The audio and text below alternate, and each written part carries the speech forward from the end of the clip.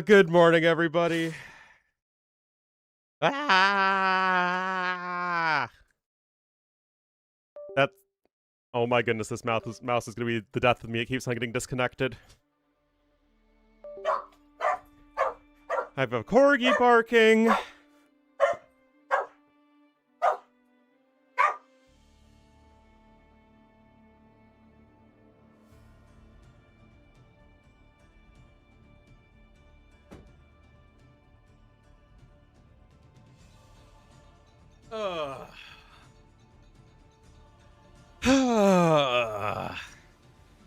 Sometimes you wish life was a little less chaotic, and then it never is.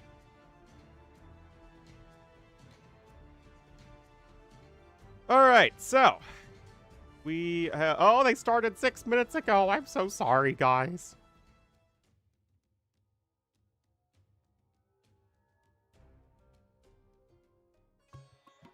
Freaking punctual jerks.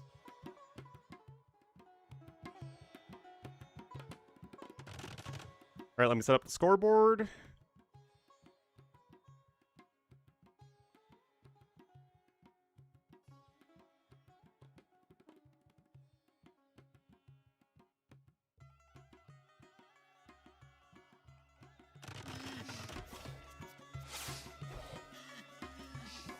Alright, guys, here we are. Game number 1 between a Dennis and Bad Koala. We are here for TTL Silver. And if I were to check these guys' group standings, they are both 1-1. Dennis, though, does have one more win.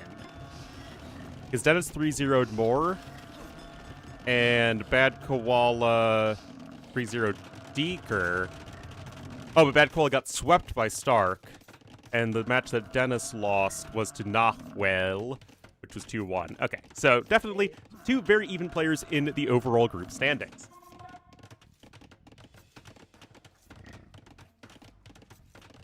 And this is a fantastic Men-at-Arms map. Both of these civs are top-tier Men-at-Arms rushing civs. So here we are.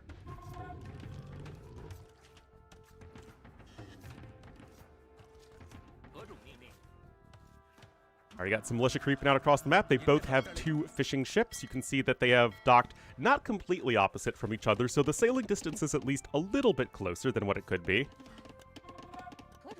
Every time, absolutely. Good hybrid Men-at-Arms rushing civs. Throw Japanese in here as well. Fish by the TC, very much so. It's a little bit risky because Chinese still have to be careful about the very aggressive civs because, again, this is still a very good aggressive map.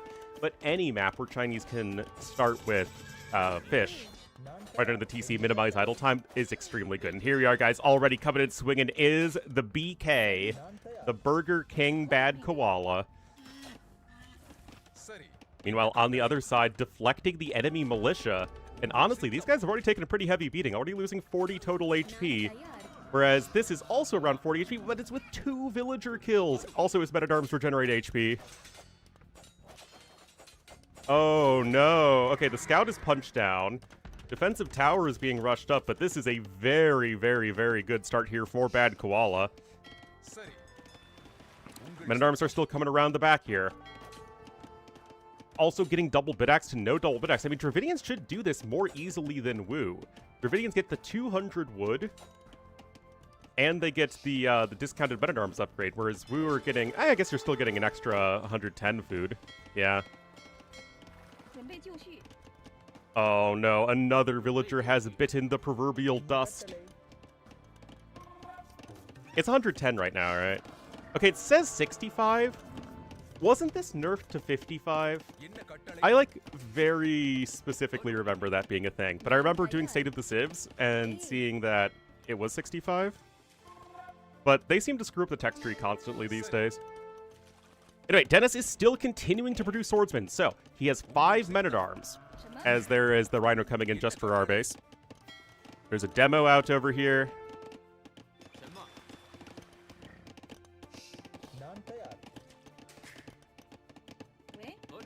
And currently just a couple of Men-at-Arms hoovering around the back. Overall vill count is 3 in favor of the Bad Koala. Yeah, that's what I thought. Tech tree just isn't updated then. Dennis does have a fire ship over here. One is on the way now here for our Wu player. 65? Yeah, I mean, I'm sure that's just based off of whatever the live version is. Well, you're not going to win that fight.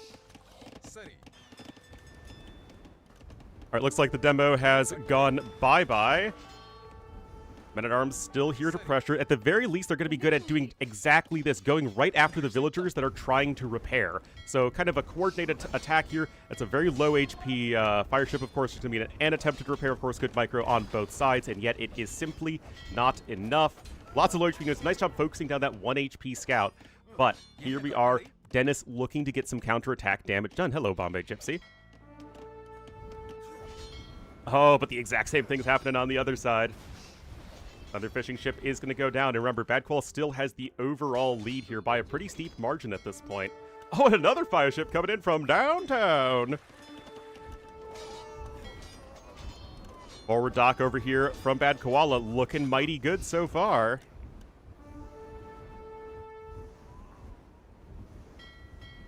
Yeah, I mean, I have somewhere to go. I have to probably leave at like 2:30 my time, so I only have like, I guess 5 hours. I guess that's probably fine. Got rescheduled. Have a full day of TTL sets without one of them getting rescheduled. Difficulty level impossible. Okay, there's a kill. And I mean, Dennis is fighting back. He's still behind, but he is trying to make something happen here. And those are 2 fishing ships that are very, very, very low HP, and they are going to be going down. And repairs are coming in over here, and suddenly things are swinging back in favor of Dennis. No fishing ships versus just one that is currently sailing for its life. Villager count is otherwise very even. Still, Bad Koala is ahead overall in resources and is subsequently closer to the castle age. There's an archery range over here, 1 defensive tower, but last time I checked, Jian's swordsmen are both a fun and balanced unit. Trying to go up to the build, no fletching in on the archer though, and that's still plenty of fire galleys. Bad Koala doing everything he can to save them. This is Hong Kong. The Singapore flag is red top, white bottom.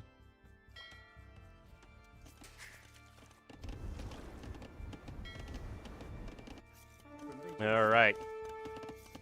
Oh, he has neither of the buildings. Oh my goodness, Bad Koala, man. You gotta get your buildings down. Oh, this is going to delay him, and of course on a map like this, every second that you are delayed is not what you want. This map with Hulks. Clink, clink, clink, clink, clink, clink, clink, clink, clink, clink, clink, clink, clink, clink, clink. Is that what you can't wait for? Pick it up, yeah. Because, like, what I do personally is I check the schedule before I go to bed, and then I set everything up before I go to bed because these sets start when I wake up. So the best thing is when I wake up in the morning, I get ready for the stream, and then, like, all of the sets have been rescheduled as I've slept. Hulks absolutely delete feudal age units, but here we are, guys. Even with the delay, Bad Koala is still on his way up to the castle age, and there is the second barracks coming in. Doesn't have a land army at this point. This barracks might need to be deleted or at least delayed, as another one's going to need to come in. Like I have nothing to lose? What do I have to lose? More fire ship fighting. This will be won by Bad Koala. So not only is he staying competitive here on the water, which is obviously very important, but the fact that he has no land army is not an issue right now. He's gonna get the second barracks down. Gonna get a little bit of extra food in there. He's got plenty of gold income, so he can just buy the little bit of food you need for the Jian swordsman. And they, of course, just obliterate feudal age units. There's a second defensive tower coming in, buying an extra 100 stone for that. It's a bit messy, but still, you are 48 seconds away from Castle Age. Now remember, the Jian swordsman did have their train time nerfed, which was absolutely necessary. This unit is so silly. Like, imagine if Goths could just build the Huskarl as soon as they hit Castle Age at the barracks. Alright, big fire ship fight over here, but the side that repairs is the side that wins. Was she repairing the wrong? No, she was repairing the right ship. Okay, there you go. not able to do any blocking there. And look at that, actually, everything turning on its head very quickly. Yeah, there's the block. Oh, but the Deho ship! Oh, perfect timing there. Nabs it. Very well done. And here is John Swordsman coming in. Take a little while to train, but they are coming on out. Very easy to take down those archers, but of course, Dravidians, cheap long swordsman upgrade, and yes, they are the hard counter to the unit. Or at least a pretty hard counter. Archer's gonna try and run around to get some damage done. Remember, no fletching still. And the Tien swordsmen, even without squires, are slightly faster, 1.0 movement speed like a spearman. And yet, the archers do get one more Vil kill for the road, and these are units that would otherwise do basically nothing, so you take what you can get. Monastery coming in here as well.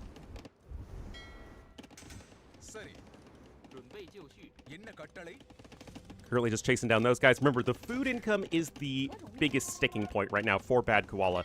He has more fishing ships, actually 4 fishing ships in the queue. 3 of them at that one dock. Honestly, you should probably unqueue some of those so you can get, like, I don't know, either like a siege workshop or something. Anyway, here comes John Swordsman. But remember, they are shock infantry. 2 bonus damage, and I think that should bump up to 4 with long swordsman, I want to say.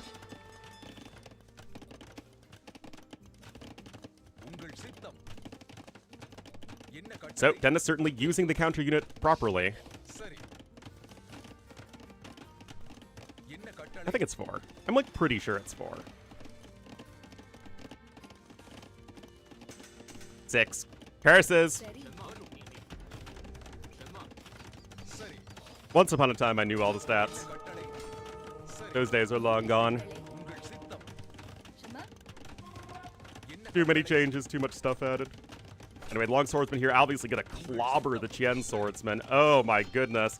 Conversion there on the villager makes things annoying with all of these stone walls. I mean, this is just toxic, man. This is TM06 level toxic. Oh my goodness. Monks trying to convert some stray long swordsmen, and at the very least, the long swordsmen train a lot faster than the Tien swordsmen now. It's a very interesting one, that's for sure. Monk does get sniped there by the long swordsman. I mean, how many times do you get to see long swordsmen, man? Those games are usually very fun. The Siege Workshop is then going to be denied second Monastery. And now remember, the Wu actually do have a very good monk tech tree in Castle Age. They just miss Heresy and block printing. Now, block printing is huge in Imperial Age, but for Castle Age, you can clown pretty darn well. The second TC? I think if you're Dennis, you really need to secure gold, right? That is absolutely critical to you at the moment. The TC is here for defense as much as anything else. You're not likely going to be able to sustain Vil production anyway. Oh my goodness, this long swordsman doesn't know what to believe, and he kills himself due to his theological struggles, man. That long swordsman saw that one, I'm like, nope, I want nothing to do with this. Get me out of here, man. I don't want any theological debates. Second TC here at the back from Bad Koala with 1 villager, so that'll go down eventually.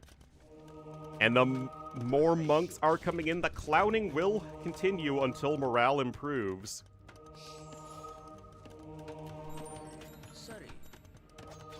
Mangadel is out here as well. Siege Workshop is in. 1 Vil is going to go down. Overall, Vil numbers are still quite similar, but that's going to be a lot of idle time. And Dennis, he can't even afford 1 Mangadel, even with the Dravidian discount at the moment. And this is looking very good here for Bad Koala. It's got a nice score lead. Even with the long swordsman doing well against the Tien swordsman, the monk follow-up was just faster, as Bad Koala was obviously up to Castle Age much faster. It's a huge deal. This gold is also going to run low very, very soon, so you're going to need to find somewhere else to take it. Now, there is gold here on the outside you can go for. Also gold down there. Whether they're going to bite the dust. Ram is out there. Oh, come on. Come on. Oh, what are you doing, Dennis? Dennis. Oh, no. Dennis is a menace to his own monks. Get out of here with this nonsense, man. Get out of here. Yeah, players start with these 2 TCs. And the mangonelling and ramming is continuing. The Gen Swordsmen, they do have 2 bonus damage against buildings, so they aren't as good as the regular swordsmen, but they're still pretty solid. It's not like the Fire Lancers, which are much worse against buildings, relatively speaking, and especially the Flemish Militia. I guess the Fire Lancers are only slightly worse, but yeah, Flemish Militia are way worse. Anyway, this is looking all sorts of bad here for Dennis. This taxi is not likely going to be able to do a whole heck of a lot. Oh, Dennis even selling his stone. And good old Gen Swordsman here. Why is this a thing? Oh my goodness, guys. They see me rolling. They hating. Now, you do snipe the mangonels, but you are going to lose all of your longswords in here, several of which are going to be lost to conversion specifically. And obviously, this is all sorts of a disaster here for Dennis.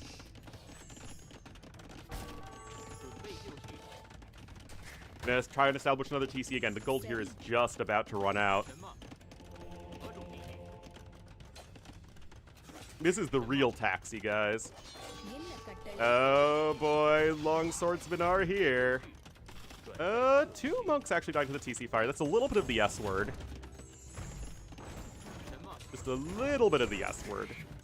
But now you're still continuing to fight with villagers. Res collected in favor of Badgeball. The army is just so significantly better. If you look at the res destroyed, it is not even close. It's what, around 5,000 more resources destroyed here by our blue player.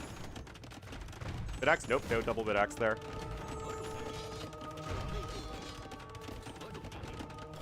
Again, swordsman going to be absolute nightmare to stop. Remember, these guys have literally 0 upgrades.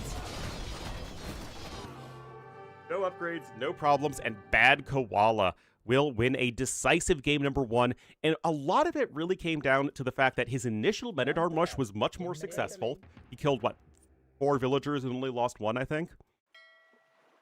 And he stabilized enough on the water. He had no late feudal age army, but that simply did not matter. He had the defensive towers, and he had the faster castle age time by a lot, and was able to get the Gen Swordsman out and the monk follow-up, which was very important because Dennis himself did switch into the long swordsman. Still, good game, fun game, for sure. I'm not likely to complain anytime we see long swordsman. All right, let me get the drafts for you guys. You know, a good streamer would have been just up and ready to go, but 9 a.m. start time, man, having to also take care of the corgi.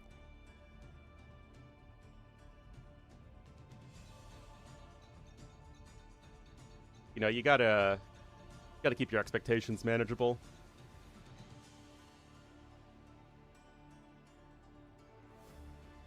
Coast Arena, it's about, yeah, those are very different.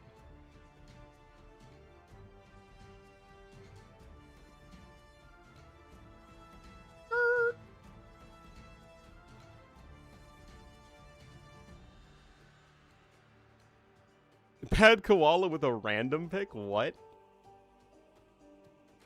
I mean, again, like, you have 5 civs for 3 maps, so maybe you just don't think it really matters. Anyway, that is the Wu triumphing over the Dravidians, first pick versus third pick.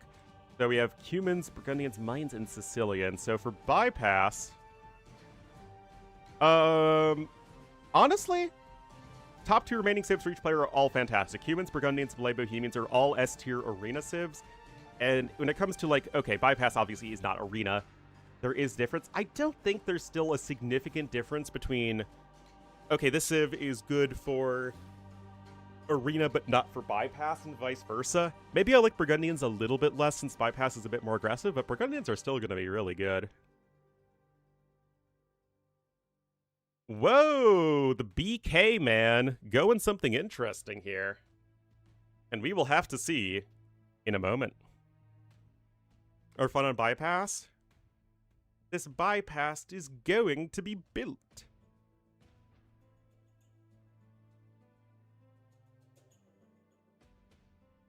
It's the Vogon map.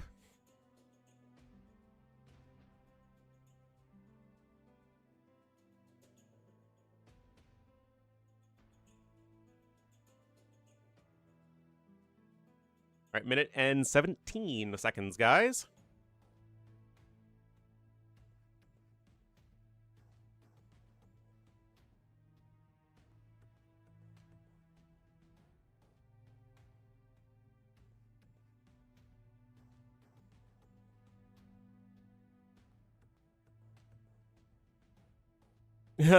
Deep pull. What I'm here for. Oh, they're on Monocle. I thought they were on Bypass. Whoops. It would make sense considering this is Dennis's home map, but I haven't had my breakfast and I haven't had my coffee. It's a real struggle out here, guys. 30 seconds, and we're getting to Monocle, in which the civs make much, much more sense.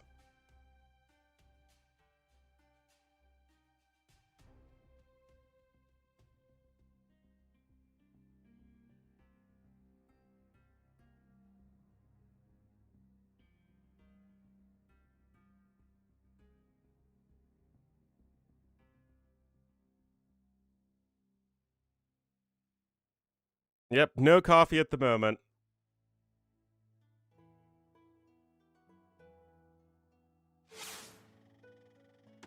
Alrighty, guys, here we are. Game number 2, Dennis and Bad Koala. This is Dennis's home map. It will be Monocle. And he will be the Red Burgundians here to the southwest and to the east. In the blue as the Goths, it will be Bad Koala. I gotta go breakfast, but I have no one to cover for me. So, you know, the viewership, it would go...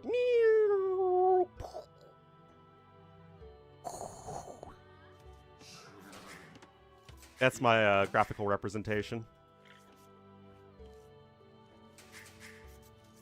So, is this just going to be for the Flemish militia spam? Probably. Can Goth men-at-arms compete with Flemish militia? Maybe. I mean, if any Civs men-at-arm rush can compete with Flemish militia, it's probably Goths. Insta-rush? It's gonna be fast. That is for sure. Yeah, the barracks is way faster than he can actually produce anything from it. I mean, like, I know Goths are good, but they're not that good. Because remember, you still need to wait for your opponent to build a mill over here. So honestly, the barracks is actually too fast.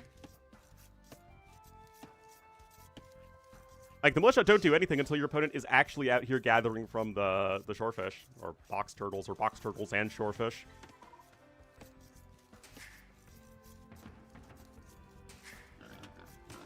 Disagree? I guess you could go after the wood line, but you're still pretty close to the TC.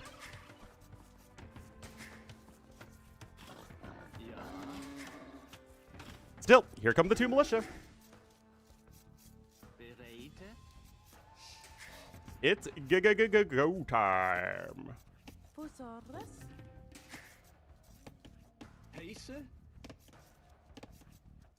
Aggro? I mean, yes, do that, but there's a difference between it coming at the 4-minute mark and at the 5.5-minute mark, and that the 5.5-minute mark is much easier on your economy. Still, again, good catch. Bonjour. And look at that. Dennis is fine.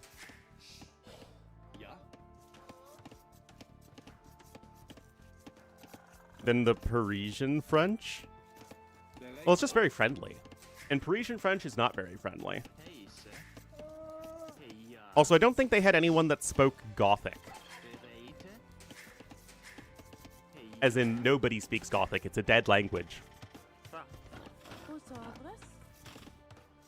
Much less did they have someone to speak it in, you know, Dallas in the late 90s.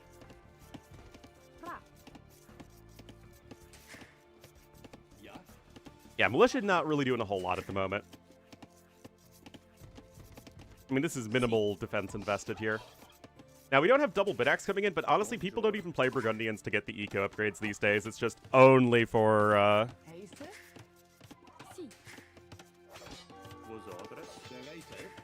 only for Flemish militia. Hello, Enklar. the Goths are just descendants of Huns with a name change? I mean, where they're like ethnic Huns, for lack of a better word, mixed into the Goths? Absolutely, for sure. But as we see time and time and time again,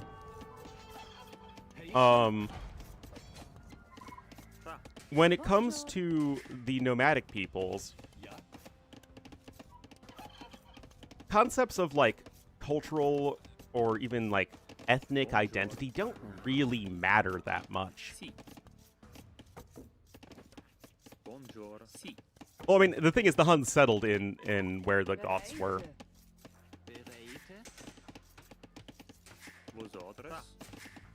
I mean, again, we see this time and time and time again throughout all of, like, up until, what, the 1800s, when you have more modern ideas of nationalism come in.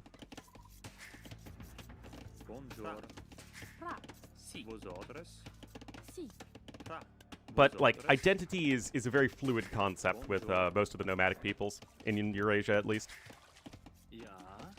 Anyway, now is the fishing. The Fisky Mothers.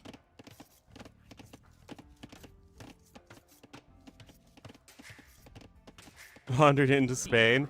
Well, I mean, you're just a few generations later.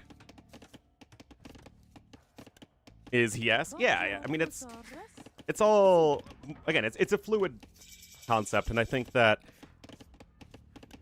there's a lot of bad faith arguments out there online, especially just trying to push agendas of, like, assigning modern identities to ancient people, and again, I study East Asia, man. Like, that's all that. That's like everything East Asia with, like, modern historical debates between China, Korea, Japan, etc. is trying to assign modern nationalities to ancient peoples. But I think that, you know, we must look above that and recognize it for what it is.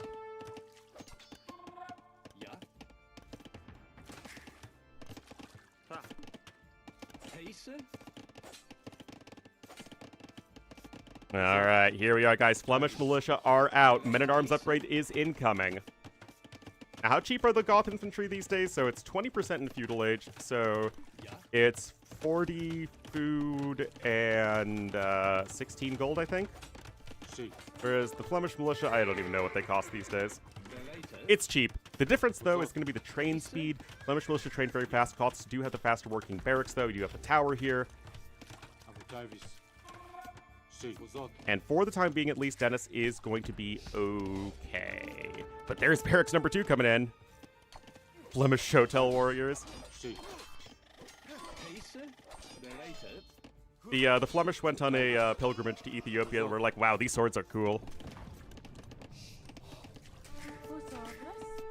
Celts were in northern Italy for a while, of course.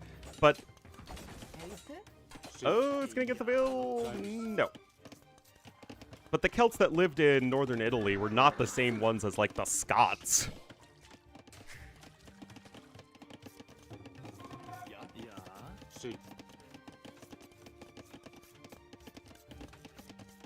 Their weapon is cool. Oh, the Flemish militia spear?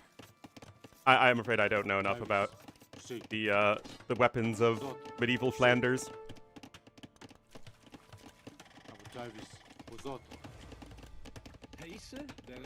Anyway, more men-at-arms are incoming.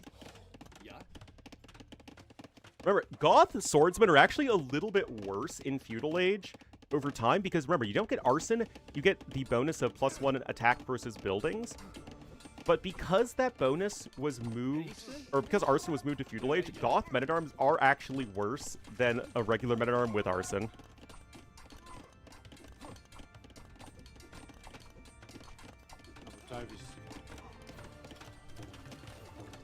A Badgenet. Who doesn't love a Badgenet? Alright, there is a skirmisher out. One archer on the way as well. But still, 10 men-at-arms, guys. This ain't a messing around number of swordsmen.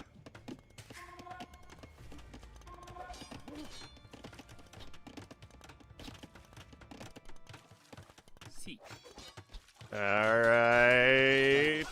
Big fight happening over here. I don't think Goths ever had arson. Are the Flemish militia gonna cut it? Not without... no, they both have +1 defense here. Oh, but with the archers helping out here at the back, even if they don't do a ton of damage, it's still good consistent damage here at the back. Oh, it's a very, very close engagement between the best infantry civ in the game, or at least the most infantry-focused civ in the game, and also Burgundians. No, the tower's not done. I don't know why, but it's not really an issue at the moment. And it's also only 1 barracks production versus 2 Goths barracks. Oh my goodness, guys. Bad Koala is well ahead in resources, though.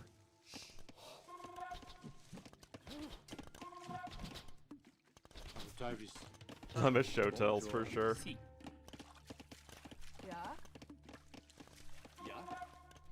All right, 11, 12 swordsmen now.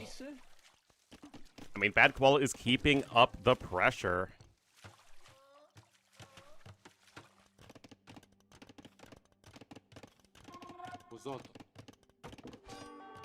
Yeah, that lumber camp is probably not happening at the moment. You probably want to go, you know, somewhere else.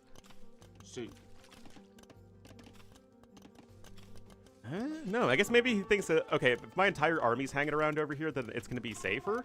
But now, this is what happens, right? The men-at-arms are pulling the army of Dennis back this way. This potentially leaves the front lumber camp area here very open, especially since you also have the vills over here. That said, you're mining a bit of stone somewhere. Ah, okay, here we go. So then getting another defensive tower could be quite good. The men-at-arms are going to discover this happy little area, though. Some stone walls are necessary. Got fletching now incoming for both players at similar times. I can just start immediately applying pressure to the vills. This is exactly what I was talking about, where you have the army pulled over here, and this just leaves you open at the other side, and Dennis is now accruing a lot more idle time. And look at this, 700 more resources collected right now for the Bad Koala. Looking pretty solid here. Once again, Town Watch incoming. Control stacking is the best thing ever added to AoE 2, as always. Men-at-arms are right back out over here. The tower does have fletching, like I said, though. Meanwhile, big fight here at the front. Remember that you also have the forging upgrade in versus no forging. Now, there are no vills underneath the TC, but I guess the archers themselves can garrison. Dennis still has a positive KD, but he is just really falling behind in the resources. But thankfully, with broken Flemish militia and broken patrol stacking, all things are possible. Rage! Oh, no, I'm not salty. I'd never be a salty caster, guys. All right, another archer range coming in here from Bad Koala. Neither player is remotely close to the castle age. Another tower, more mills coming in. Dennis is going to have that good little bit of stone income just to help try and get himself a little bit more protected. But what I want to see is a tower over here, right? Just defend the front of your base, man. And so, I mean, it's a super hyper-aggressive map, so yeah, Goths are very good on it.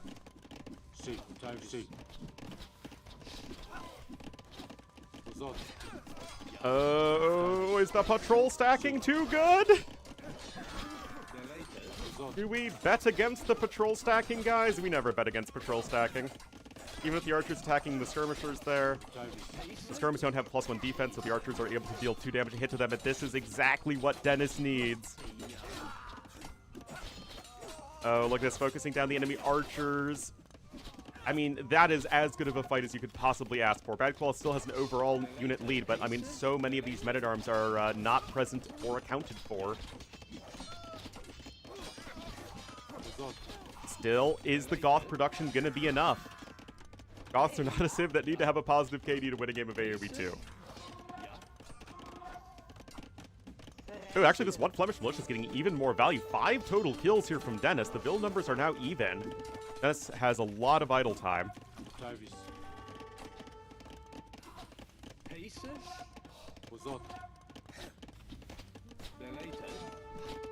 More poking.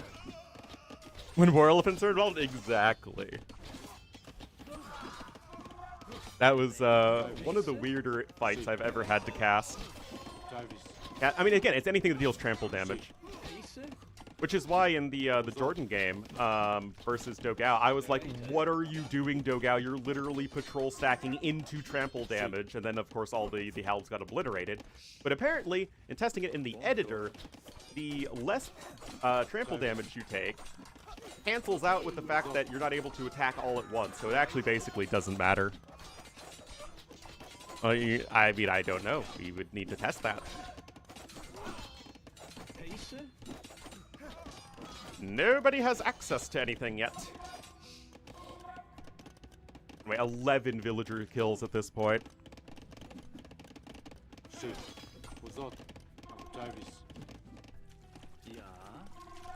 Lots and lots and lots of vills here on the shorefish. Usually, the route to victory on a map like this is having more vills on the shorefish than your opponent. And we only have 11 here for our red player. Forging's in, finally. Skirms are doing what they can to snipe the archers, and then the Flemish militia are going to town here. And Dennis is suddenly taking better and better fights. He has a plus 10 right now in the military, but that is going to be it, guys. And Dennis ties us up 1-1. It was looking very, very good for Bad Koala for quite a while, but he could not keep up with the patrol-stacked Flemish militia. Just could not do that. Overall, KD, way too good here, even with so much less food collected, able to follow it up with the Flemish militia and just enough ranged units. Yeah, that is about as stark as it gets. Must have been a stark victory.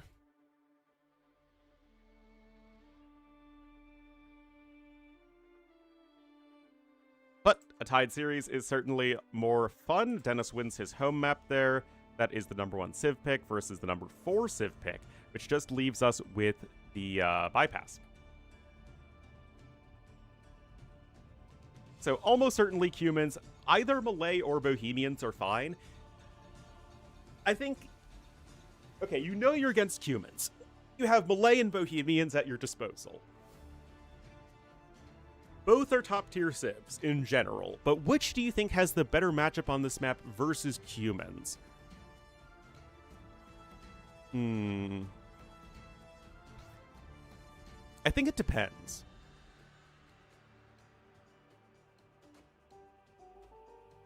I think that if you're really looking to like rush up to Castle Age, go Castle Drop, and go aggressive, I think that Bohemians are probably a bit better. But if you want to play a bit more standard of a game, Malay are going to be a lot better because you can defend against the tower rush that's probably incoming.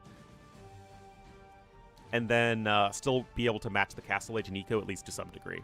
That'd be my thought process at least.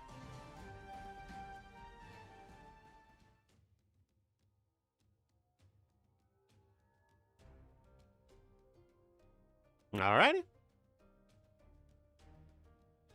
Feudal Prussia? Yeah, that's what I was thinking. Like, because it's not just Cumans, right? It's going to be Cuman Tower Rush plus TC behind it. But that's not what Bad Koala opted for. So we'll have to see if he's right or wrong.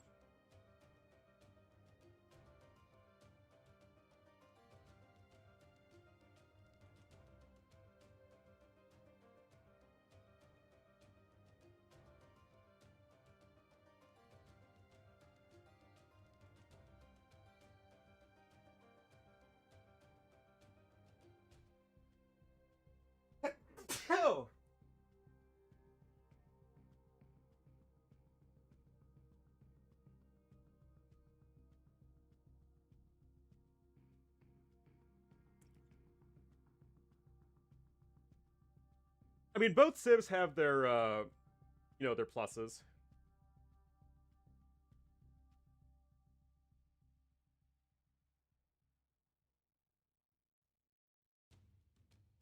Thank you, Sinning.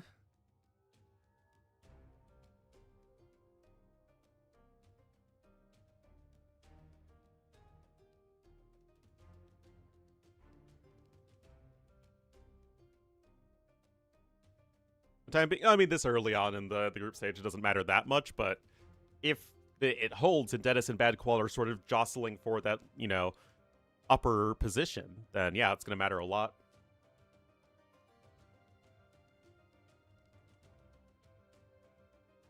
Jostle, jostle, jostle.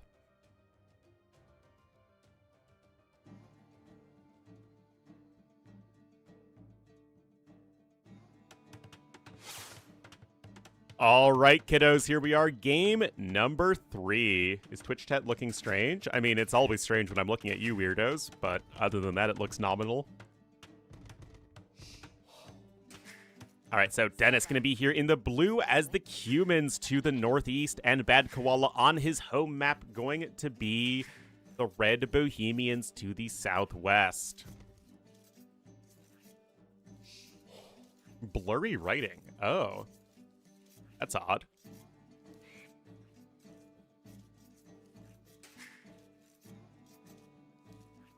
Unbeatable? Well, I don't know. Stark, though, cruising so far. 3-0, 3-0, 3-0. 9 wins and 0 losses. That is redonkulous.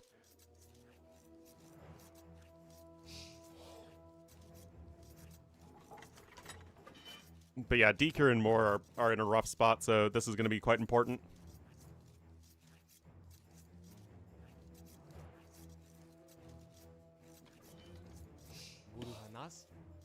Looked noticeably better. Well, he's Stark. He's about as handsome as it gets. Cap. All right. So, what is it going to be? Dennis probably going to go for a tower rush. I mean, it's 2 TC, obviously. Like, you're a young fool if you're not doing anything like that. But is it going to be for the tower rush component? I feel like there's really no downside to doing it. Anything to keep your opponent in feudal age, where you can then add the TC behind it. But if you're the BK, if you're Burger King, can you get a fast castle? Can you go for the pressure? Because you can't just play passive here as Bohemians versus Cumans. You will die horribly and be very, very, very sad.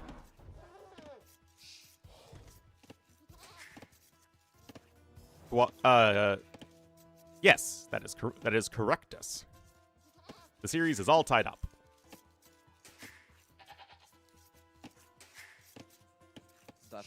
So I'm quite curious. We only have 2 vills on wood right now for Bad Koala. He actually needs the house there. That please. All good.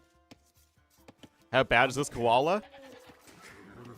This koala is so bad that he goes into the tree upside down.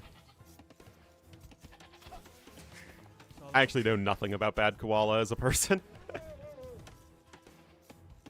He eats his eucalyptus leaves sideways. He doesn't eat it top to bottom. He eats it sideways. Like, have you seen those masochists that will eat a hot dog sideways? It is the most bizarre and grotesque thing in the world.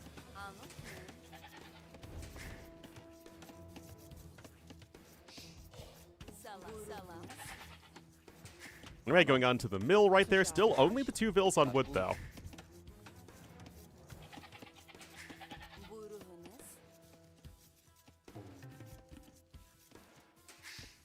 I mean, we expect 2 on wood here for Dennis. You know, he wants to go up as fast as possible. Oh, are their colors swapped? I just realized. Yes, this is much more correct for what we've seen this series.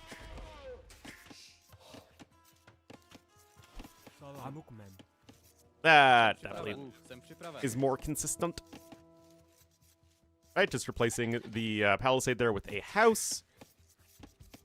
And are we going to get the 19 pop? Nope. Going to go 20 pop.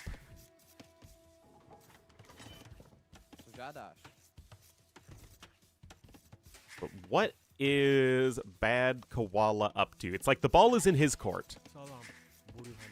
A phrase that doesn't make any sense because there is only a single court in play at all times. So the ball would be in his half of the court. At least I think it's a basketball reference. I don't know idioms, man.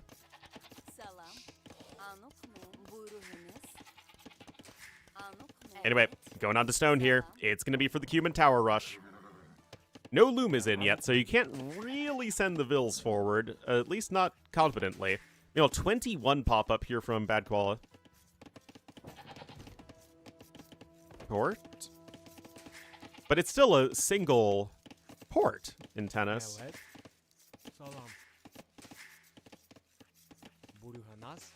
It's the tennis court, not the tennis courts.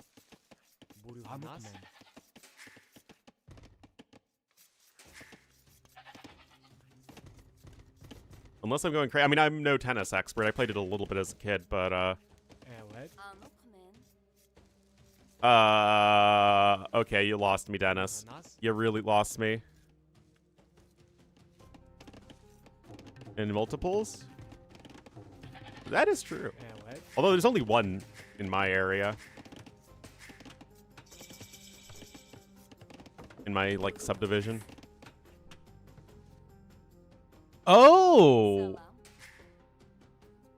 Okay.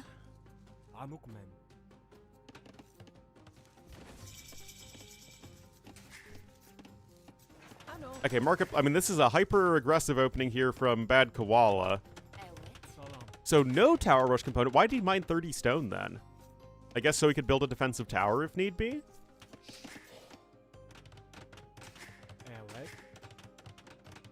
I mean, I guess this is fine. If you're getting pressured from the Bohemians player up the middle, then, you know, you already have your part of your economy over here to the east of the map. So you can flee away, do, you know, play the Cuman strategy of running away and finding greener pastures elsewhere. But yeah, I mean, this is like as hyper-aggressive castle age as you can get here from Bad Koala. Ton of vills now going out over to stone. Gold, I know my resources. And this is not going to be for a castle drop, but it will be for some siege monk play, most likely.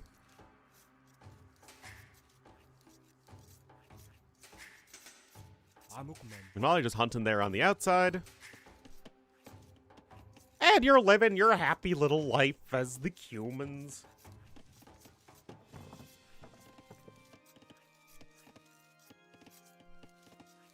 Feudal idle time? Well, I mean, he is at a big villager deficit right now, right? Because of all the walking time to go over here for the TC. But yeah, I thought it would be towers up the middle, and then TC on the outside afterward.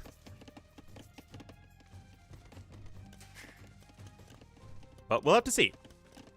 We shall have to see. Barracks coming in. Horse collar as well before the first farm is seeded. I mean, Dennis is doing a good job keeping his idle time low, so, you know, that's all good.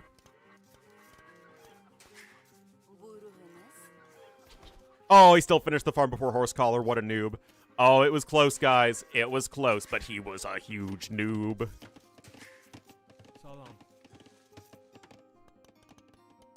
Alrighty. And the two bananas, guys. 2 bananas. Double siege workshop with Bohemians. Okay. So do you do Ram plus Mangonel or Mangonel? One of them needs to be a Mangonel to, you know, attack villagers who are trying to build behind. Okay, there's the Ram. I think it's Ram. Double Ram? Download more Ram, guys. That's Bad Koala's motto. Pure siege all in. Okay. Now, of course, Scotty doesn't know. Still totally in the dark. But he knows it's going to be something aggressive, right? Because you're humans. This is a humans game. This is humans.exe. No barracks here. It's just all going to be scorpions. So you do have to be very careful of enemy scouts that are going to come in.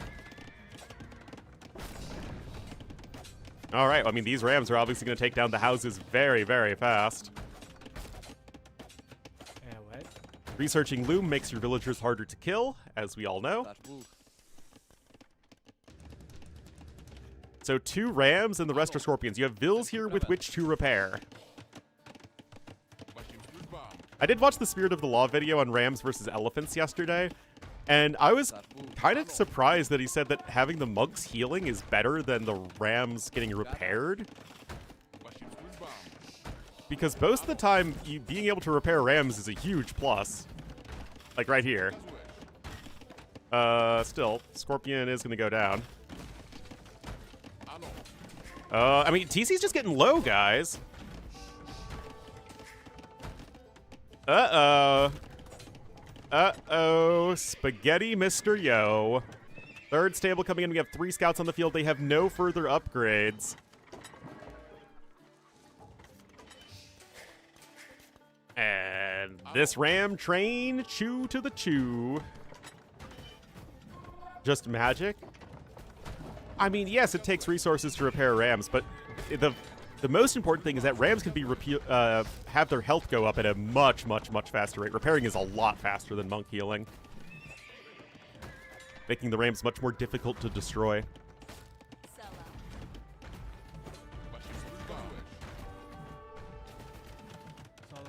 So, I mean, like, monks being able to heal, it's maybe better in post-imp. Like, if you have some monks in the army just slowly healing your units or whatnot, but generally speaking, does more, it's diminishing returns. It does, but you also have to manually target it.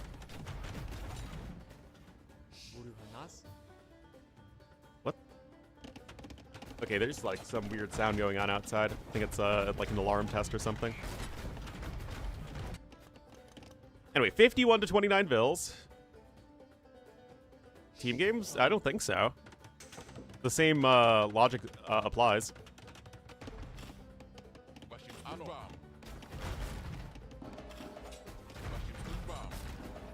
But yeah, outside of like maybe post-imp, where you're not really repairing rams actively on the front lines, like rams are expensive, valuable units. You generally want to keep them alive. In like mid-game. Monks heal siege.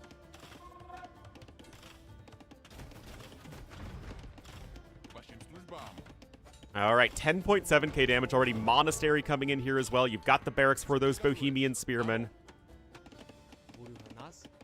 And right now, guys, this is such a disaster. Almost no food income at the moment right now for Dennis. He's lost his stables. This is as humans a game as humans can possibly humans. Oh my goodness, guys. And these are actually only the first kills right here when 5 Vils go down.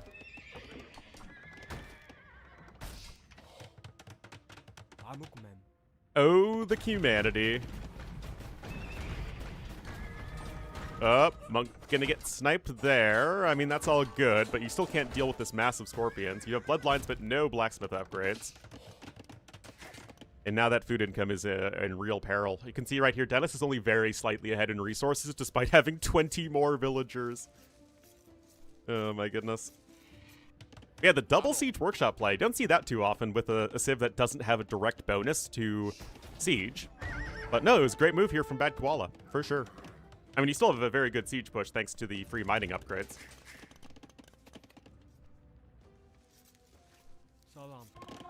Yeah, 2 rams. Not what I would have done, not what I would have expected, but it was a good call.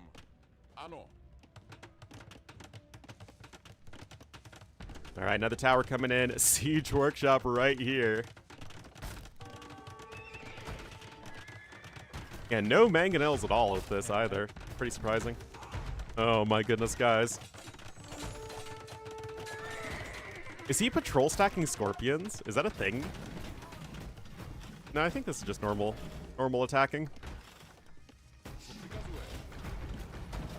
Anyway, your Vils are here to repair.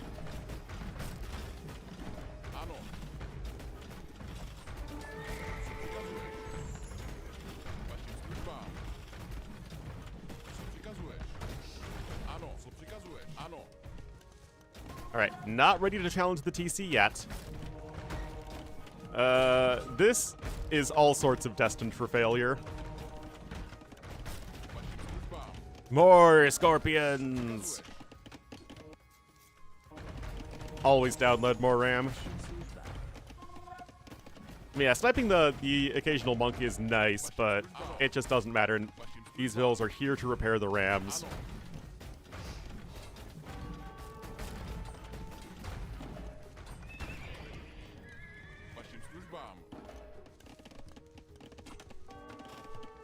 I mean, foraging is going to be good, of course, but it's the scout numbers. You only have 4 scouts! Oh my goodness, guys.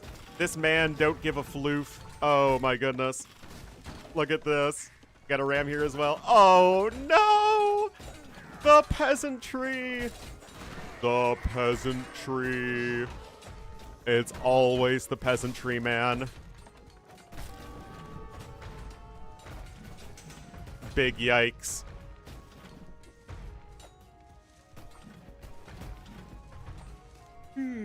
Pew-chan! With the 41 months, thank you so much, Pew-chan. Thank you, thank you, thank you.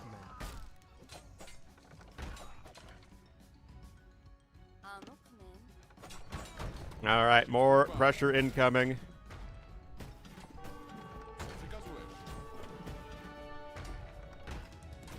Don't look out of the peasantry too much.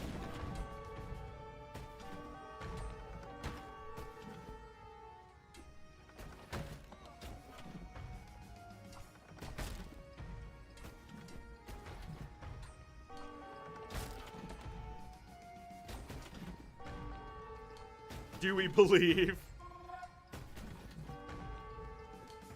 Oh my goodness.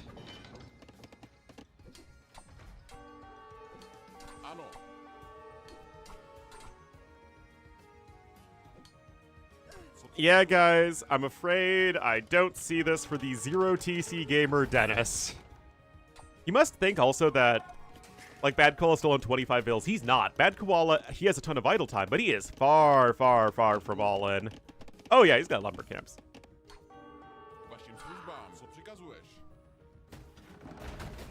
Like, 41 vills is perfectly fine at this point for him. Gold is just running out now. He's going to need to go over somewhere else. The Cumin TC so much? Well, it's not that, oh, I always want to see the Cumin 2TC lose. It's just that the games always look like this, where it's just the entire game is based around the Cumin 2TC. So it's not really a, oh, I want it to win or lose.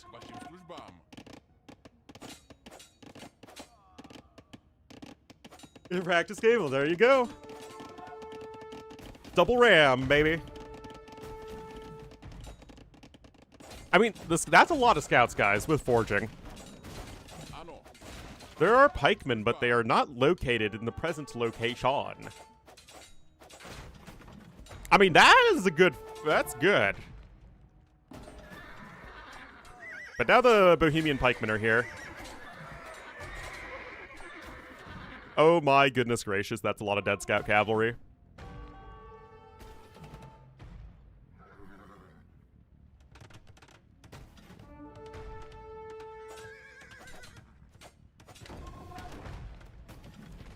Don't counter pikes? Evidently not. Skirms counter pikes, thankfully.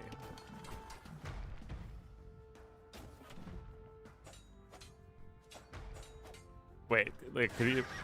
Even against... If you break through before the opponent can make mangonels? Well, the thing is, you're probably going up super fast anyway. But yes, no, it's good. Again, I've seen double ram pushes before, but not on this map in this situation against Cumins like this, so I like it. I am always excited to learn new things. If they have Bracer, only if they have Bracer.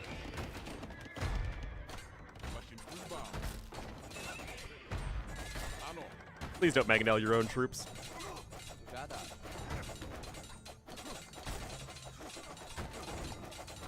Oh no! One more shot! One more shot! Oh no! There's the GG. Well, there we go. At least we learned something new that game. It wasn't a complete waste of a Cumin's game. Well done there for Bad Koala. He will win the series 2-1 and will move into the sole possession, I think, of second place in the group, which is still relevant, right? Because Silver League works the same as Gold League, so... Hello. If you win, first place, you're through to Gold League, and then second and third place, you play these decider matches. So getting top 3 is essential there. So Bad Koala is going to be moving on up.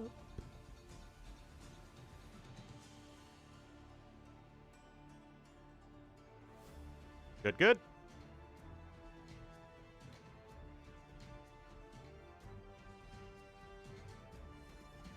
All right, so what's next? Antagonist versus Blue. Blue. Charles Martel? Geez, he should have been dead by now.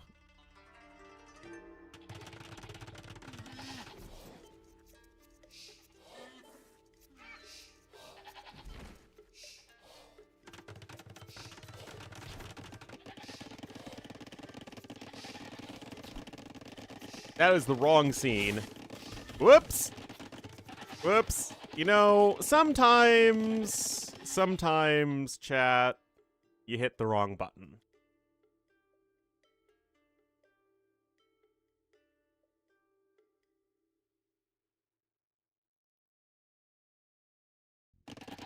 All right, we are here on High Tides. Oh boy, we avoided High Tides for one set. In the community event? I'm not in the community event.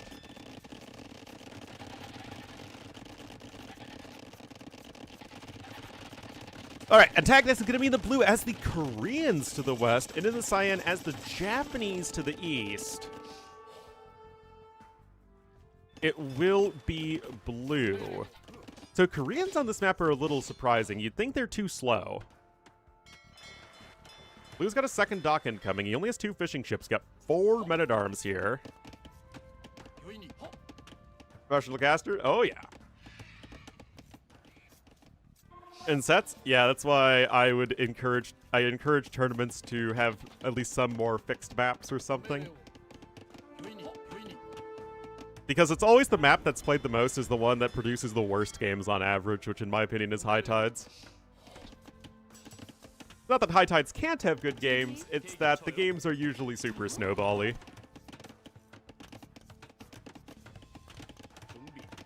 Random bands, yeah, that's something you can do.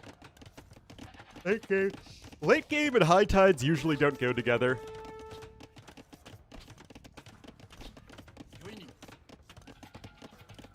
Is that, oh yeah, I guess it is out of chance. Or is this like the T West map pack that got Baltic every single time in ECL?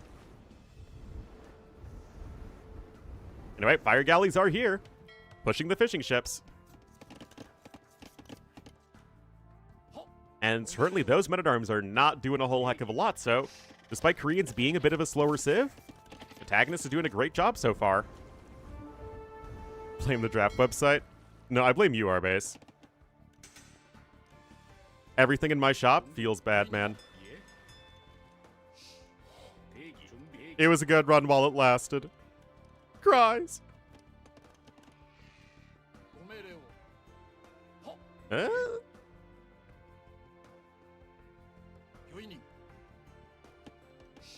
Oh, the men-at-arms gonna escape?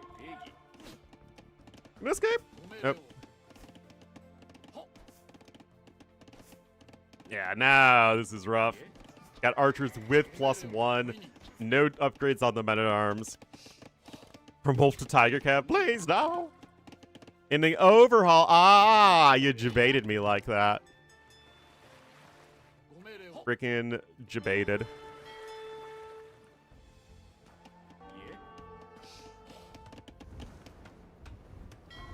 But yeah, so far, not doing a whole lot. No, I like the map rush. It's, you get a map and you rush it at your opponent. Oh, boy. All right, 1 villager kill per player, so at least getting the forward villager is something. And now the Japanese fire galleys are coming in. And this is looking better and better for Blue. Oh, by the way, Blue always plays in cyan. It's, ironic. Alright, skirmishers here at home. Both players, not much food income, lots of gold income. Looks like the last men-at-arm is going to die. Very sad. Yellow, that's true. That is also ironic, though.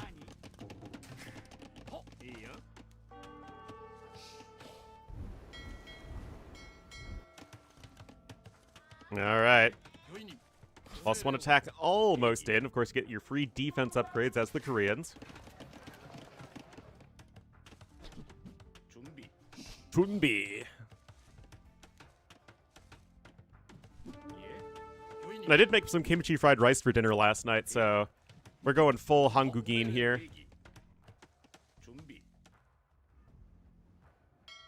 Demo's out. Yeah, I mean, right now, currently 2 fishing ships, not really able to safely collect food, versus 5 Japanese fishing ships going to town. And by going to town, I mean going out of town onto the water to fish, which is their job.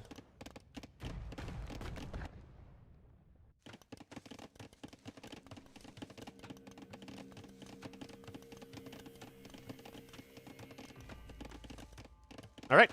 Castle Age is on its way here for Antagonist.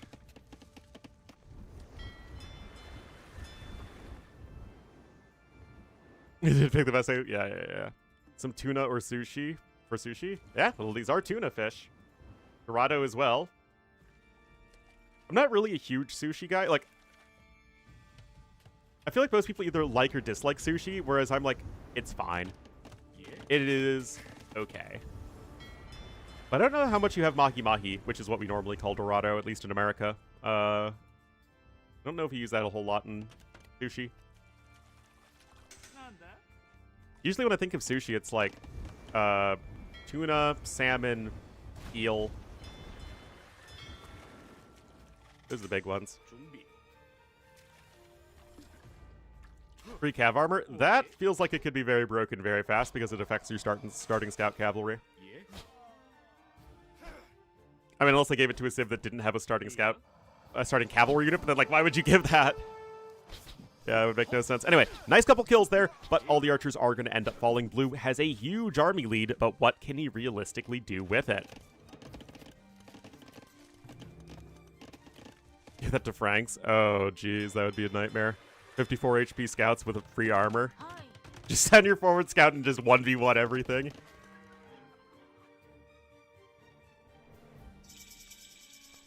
Anyway, still, it's a lot of skirmishers, and yet you don't really have a whole lot you can do with it, as now the Corgi wants out.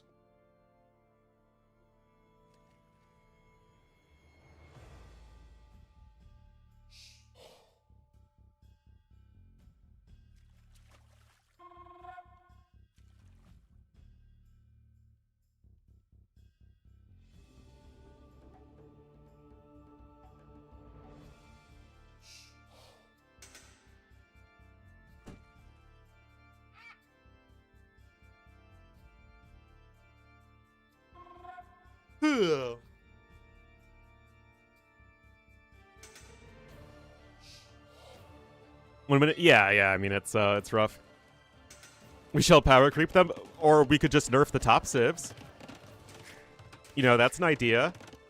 Anyway, second TC coming in here for Antagonist. It is going to be an important way he can try and get a bit more of an eco advantage, right? You're up to Castle Age faster. You want to get an eco lead. But that's where the fishing ships come in, of which we have 9 here for Blue.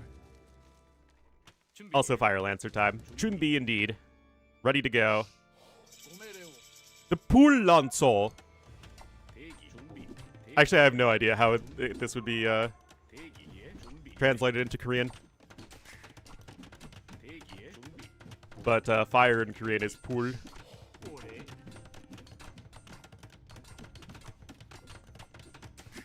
Buff the bottom 5? Yeah, that seems reasonable enough to me.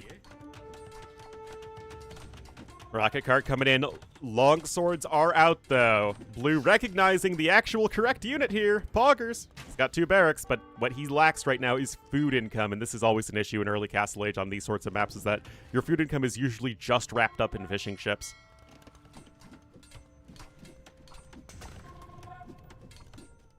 Everyone pans it against him. I think most people would pick it as soon as they could. All right, handcart, wheelbarrow coming in. 3rd TC as well, so Antagonist looking like a pretty clean follow-up here with the faster Castle Age, even without water. And if he can sneak a dock and get a Kobukson out, that could be quite good. Never mind. It's still Cav Archers. Grumble, grumble, grumble. Man, people are so upset at me in the YouTube comments saying that I don't like the Japanese Cav Archer bonus. It's like, Ornlu! Japanese historically had top-tier Cav Archers.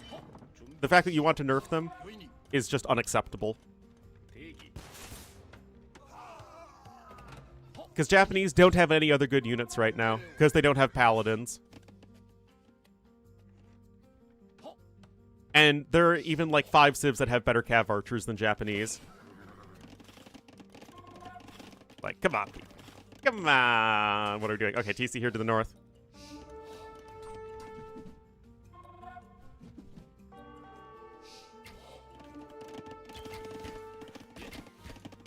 Worth nerfing. I mean, in terms of balance, yes. And in terms of design, I think it's not that great. Oh, getting the cav archers.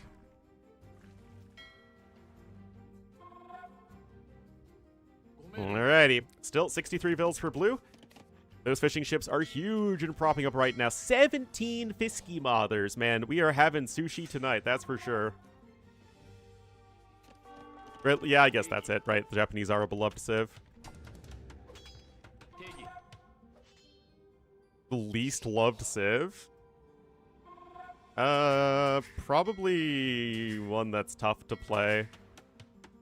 Probably like Bengalis or Dravidians, if I had to guess.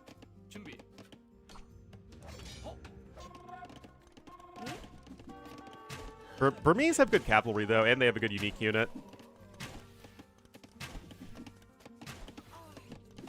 As Mongols, I totally agree. What? Malians are great. Sicilian, but again, Sicilians still play knights, so I feel like any civ that has good knights cannot be the least popular civ. Anyway, Bodkin coming in.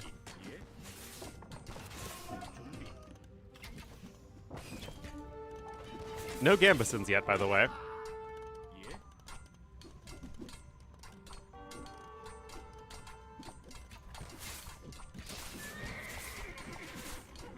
Oh, yeah, that's true. Oh, nice job sniping those reinforcements, but this is still a very scary push with these Fire Lancers and rocket carts.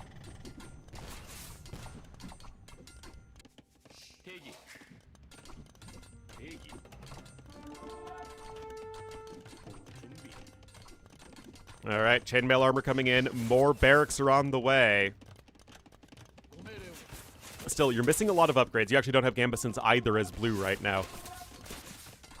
Currently, the cost of the Fire Lancer, for Koreans, it's 20 wood and 45 gold, so it's very slightly cheaper than an archer. 5 wood cheaper. Nice attack round there as this push is continuing for Antagonist. He actually still has a population deficit as this fish boom is crazy. Well, you're going to run out of fish, honestly, really soon. But you've started fish trapping already, so that's very nice.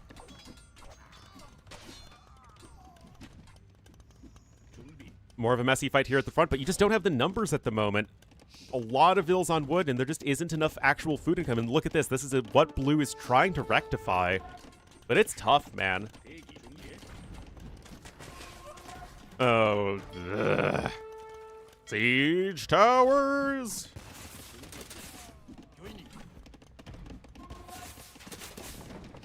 Barracks goes down over there.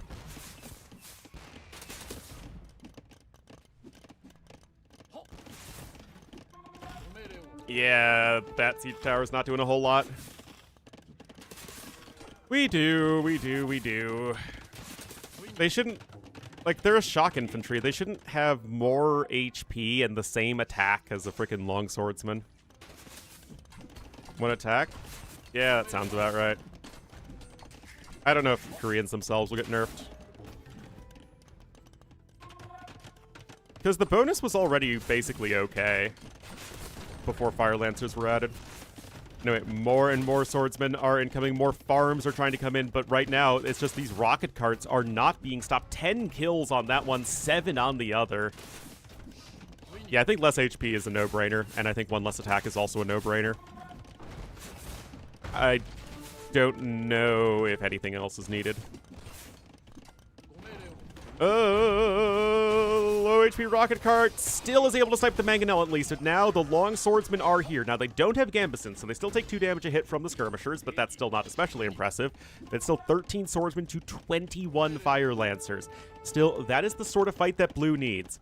Again, getting all these farms down at the back is absolutely critical for him.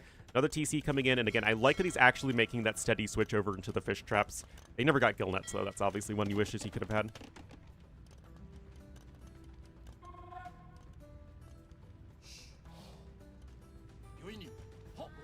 Well, the issue is that swordsmen take a long time to switch into, and fire lancers are very easy to switch into.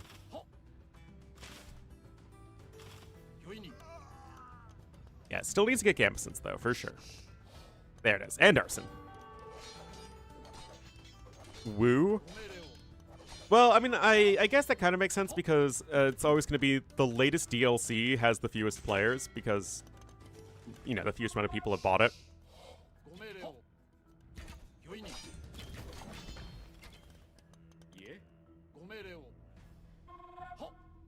Yeah, it makes sense. Anyway, Blue about ready to click up to the Imperial Age. Very, very interesting game number 1 here.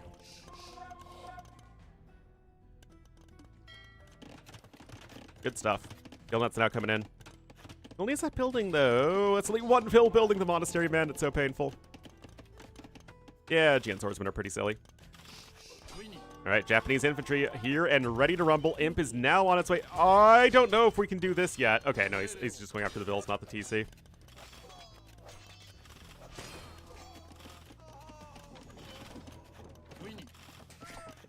No ballistics is in, though, for these ranged units.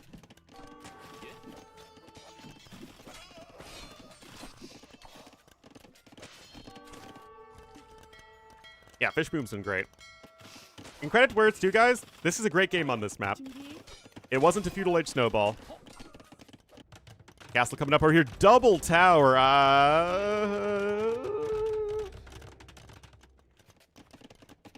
Yeah, this is a huge army from Antagonist. Guard tower coming in. And the tower works, guys! It did it! It worked! It worked! The towers worked! If your opponent's building a castle with 4 villagers, then the tower... Yeah, just absolutely would have denied it anyway. But still, we can say the tower worked!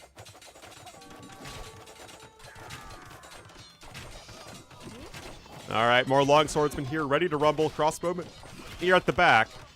But you actually have nowhere near enough gold for this. Fire Lancer and Crossbowman's a lot of gold here. Skirm upgrade now coming in here for Blue. Yeah, these fishing ships have just been so huge in making sure that Blue's never actually fell behind, even with the slower Castle Age time.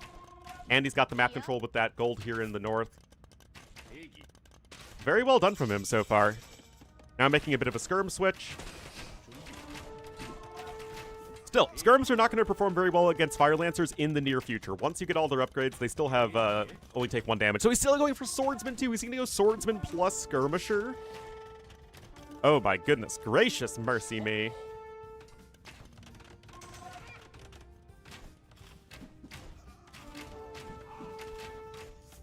Hello, Frost Goddess.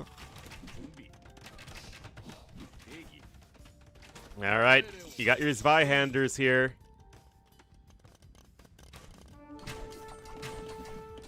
It's, I think, a sense of denial. What, hour? Doesn't it not start for another few days? Doesn't it start like the 6th or something, our base?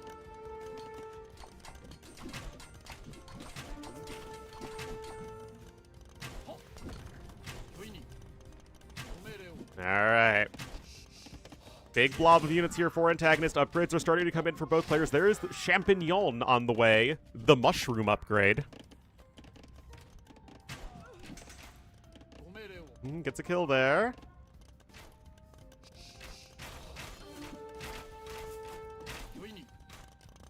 Regionally. No, they don't. They're regional units, they're not unique units. They get bonus damage against Fire Lancers as shock infantry, but not as unique units. Anyway, those samurai are all... Samurai? No, not samurai. Swordsmen are all getting rectoed right there by the Arbalests, fully upgraded except for Thumb Ring at the moment.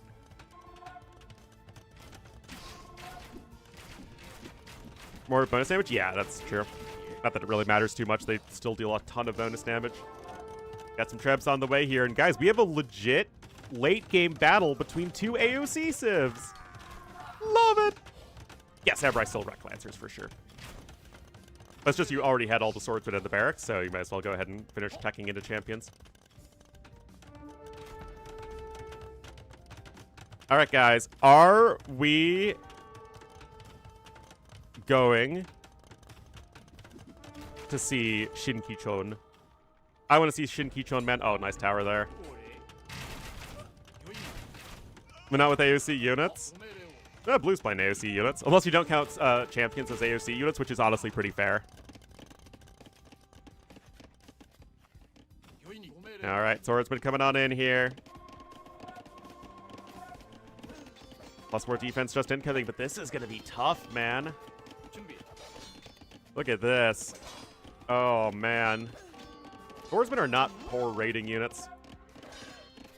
Especially since handcard isn't 10, you really are missing some of that movement speed on the Vills.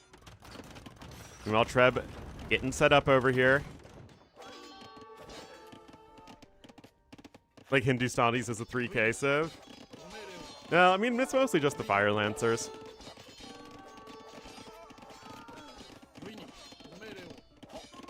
Oh, boy. I mean, rocket carts are kind of like whatever. Katapuruto! Now he notices the raid, but that's so many dead Vills, guys. Blue is at max pop. Bombard cannon's way out in the middle of nowhere. Oh, no. Well, then don't send the Trebs forward. All right, 101 Vills with idols at this point. Not ideal. We also have Yasuba coming in.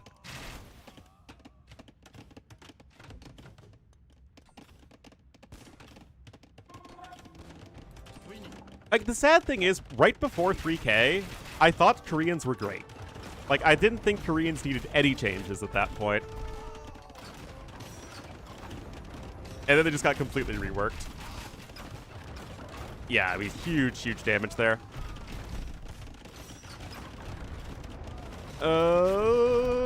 Bombard's at a good angle, though. Castle gets sniped almost immediately, and you only have one, and it's all the way over here now. Trebs are having to fall back. I mean, you're not done yet here as Antagonist. Oh, boy.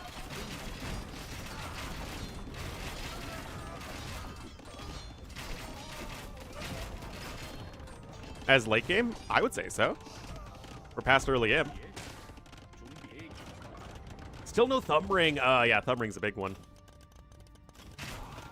Another tower coming in, but now Blue still has the score lead, but Antagonist is pushing right up on him, even with a population deficiency.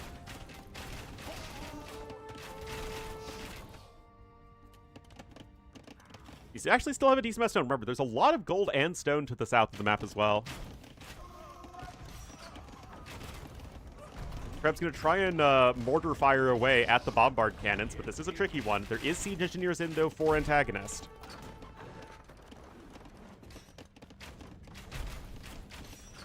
Okay, but right now, all you have is basically, like, our bombard cannon. You don't even really have any fire lancers left. And this doesn't feel like enough. If only Koreans had a unit that was, like, good against a bunch of weak bunched-up units, or at least, like, you know, slow bunched-up units. Unfortunately, they don't.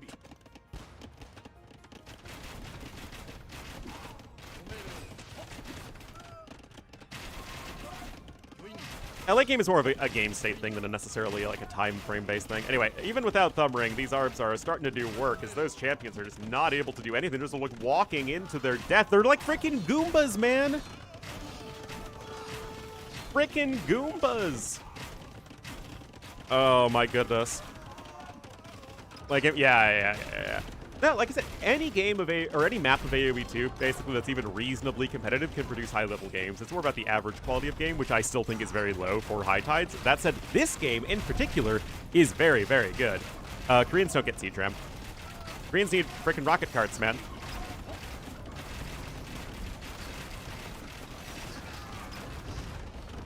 Oh, boy. The skirms are starting to stand tall, though.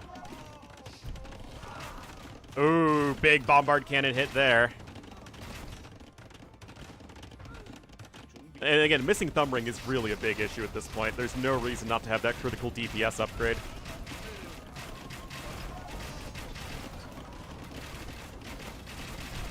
Well, neither of these Sims have C-Trams sitting. It's a moot point either way.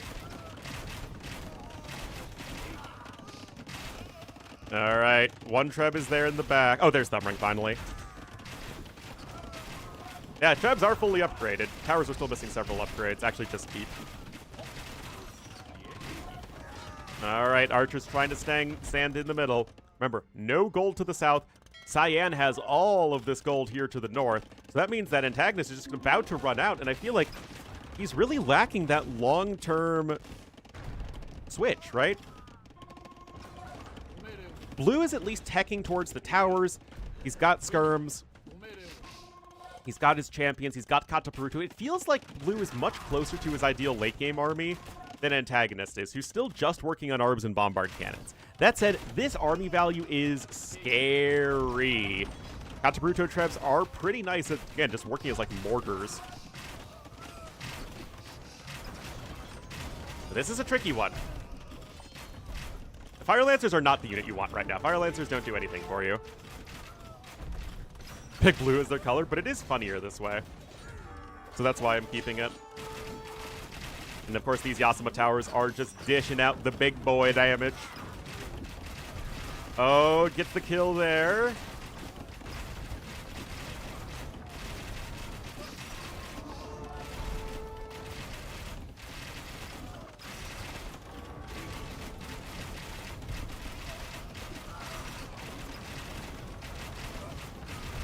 Treb is sniped, though. Bombard Cannon there goes down as well. I mean, a lot of Bombard Cannons have been harmed in the making of this film.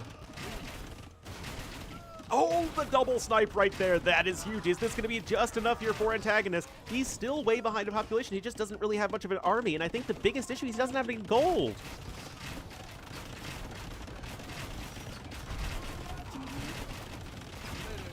It's still 10 more Arbs in the queue. The market is being utilized intensively. Remember, only one castle here for blue.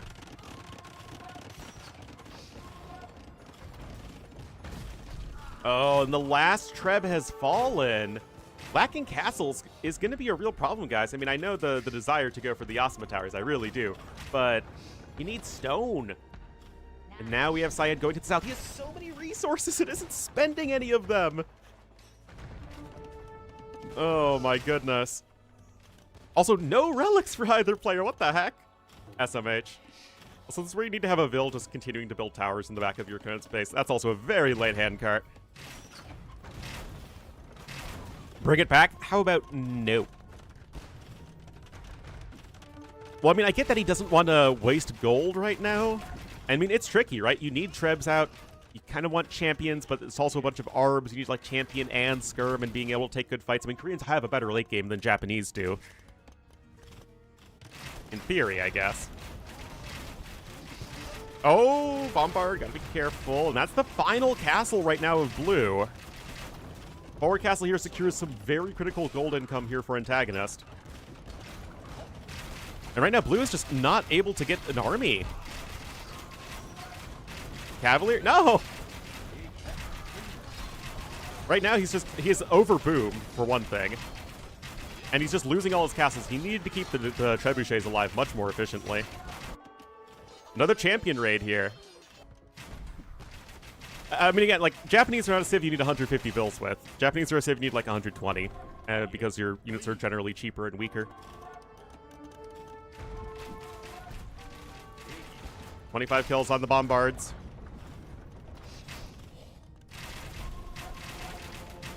Keep is about to be in. for what it's worth. And the Samurai counterattacking is really starting to pick up. We're closing in on the 1 hour mark in this game, guys. Actual good game of High Tides. I will take it, and I will not complain. Starting to better spend those resources right now is Blue. And he secured the South. This is huge, huge, huge. Because the gold's going to run out almost immediately at this point here for Antagonist. And then he's right back to square one, guys. He's got a nice score lead right now, but how useful is that, really?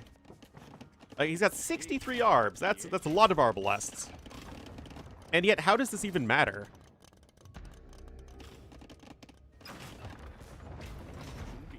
It's just Arb Bombard.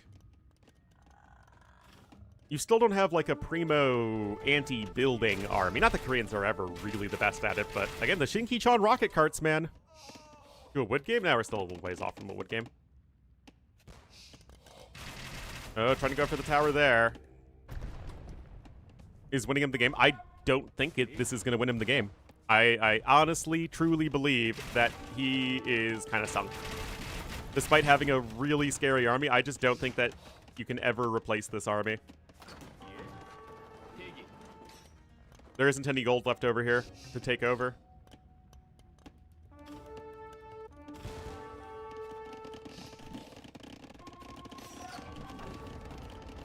Sorry, it doesn't really have any food unit or food villagers, and south over. That's something you can do for sure. 45 wall even.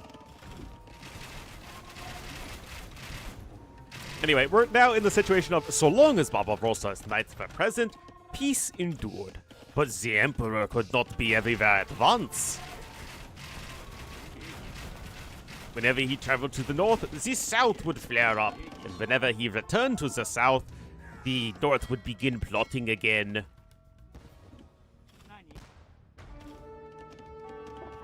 Anyway, needs more trebuchets is a huge thing right now for Blue, because he needs to be able to punch down these castles and take advantage of the extreme immobility of this army.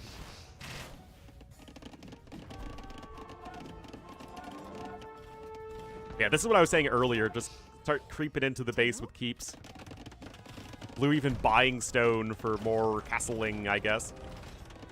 Champions over here, full upgrades on these bad boys, full upgrades on the skirmishers. I still don't think this army can win the game. I mean, 60 arbs and 4 bombard cannons all with full upgrades is very good, don't get me wrong. But I don't think you can actually just take this forever and ever and ever. The Franco-Korean Empire? I do. I really do.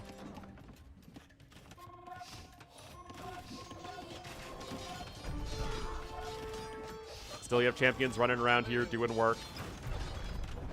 That castle's not going to stay alive much longer.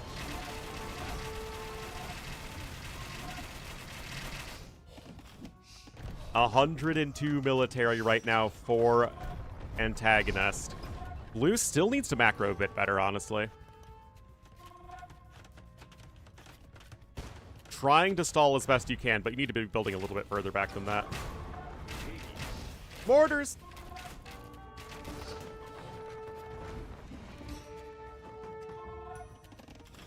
Champion still running amok over here. 87 villagers. What a fantastic game, guys, really. Close one between these two players. That TC is a bit of an awkward one, but you can't build any to the south because of the hills. I mean, Catapulto Trebs are very commonly snipe bombard cannons. Yeah, I like how just after I bash a map, it proceeds to deliver an incredible game, but, you know, that's life right there for you. Still have all the resource income you need at this point. You got gold, you got stone. No relics for either player. Pretty crazy. Again, like, this is, like, objectively the correct play. It's really tough to stop this tower spam, and it's way easier to execute than it is to deal with. The scores feel like they're getting a little bit closer. Blue's back up at the 200 population. Antagonist doesn't even have 200 pop space. And look at this guy's champions just going to town here against the skirmishers. Oh my goodness. Look at this. 30 kills on these champions. Murder holes incoming. And I just love how patient Blue is being with his army. He's really just trying to poke around the extremities of Antagonist space and make sure that all he has going for him at this point is his army of arms. And now he's got skirms on the high ground. This is exactly what you want as far as an engagement goes. The bombards are not really doing anything too significant at this point. Skirms backing up just a little bit. Tower is in. It's going to at least help deal out a little bit of damage.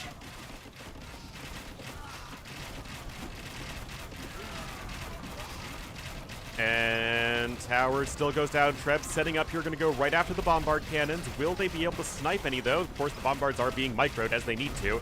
And there we go. Not able to get the one Treb snipe, though. And yet Antagonist is the one whose population is falling further and further. Just need to keep up the fights here.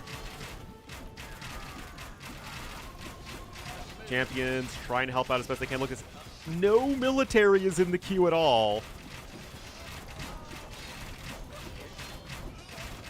And yet, Blue is running out of units.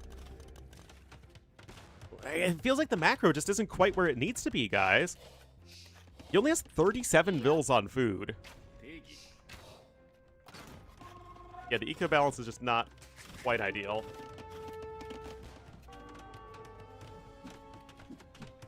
Still, it's about buying time.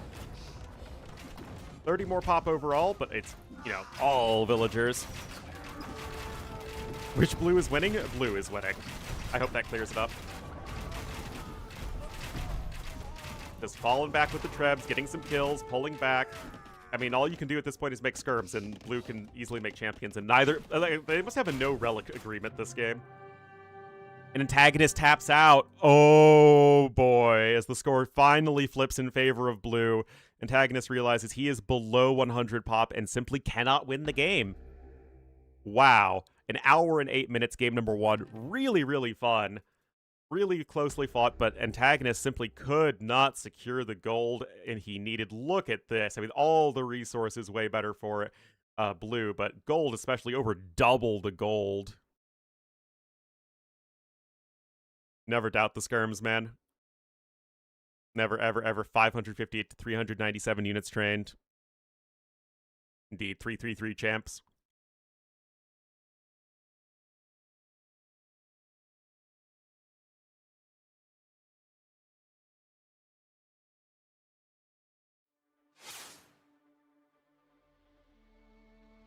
Alrighty. Good stuff. So we actually jumped right from the last series into this one, so I don't have anything set up. And we're going to Zimbabwe next.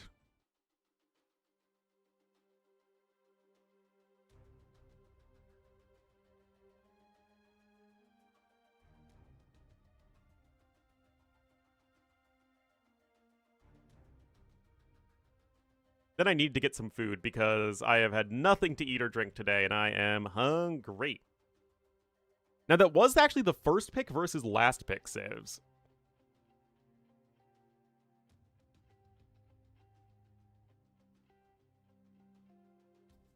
Oh. I'm hungry like the Ornlu wolf.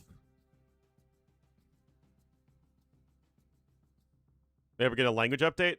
That sounds extremely expensive for no benefit on Microsoft's part.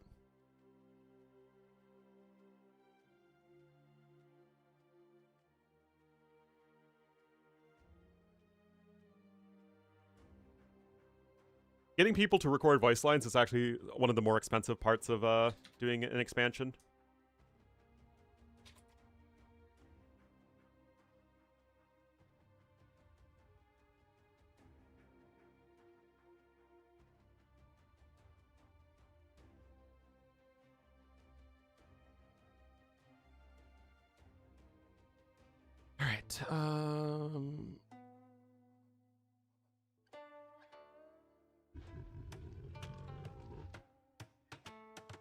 AI voice models? Oh, I'm sure that would make everyone happy. Submit voice lines? I don't think you have many people in the community who speak those languages.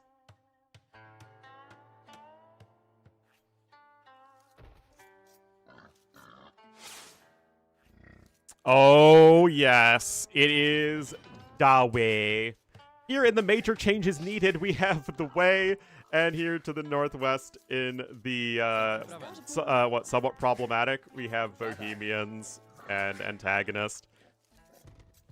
We went from 2 beloved civs to DC's the Way. Alright guys, I am sorry, I'm really hungry. I need to get some food.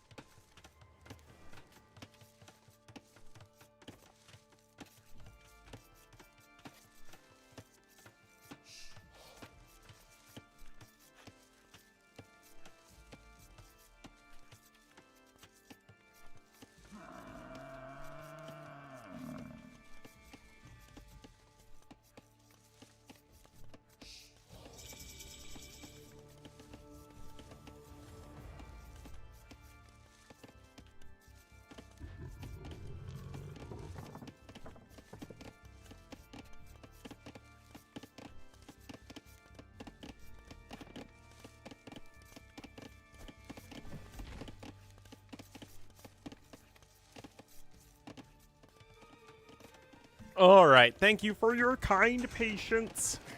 Did we miss anything thrilling? Selling some wood. And we are just up on the way to Castle Ages, both players. No stone being mined for Bohemians.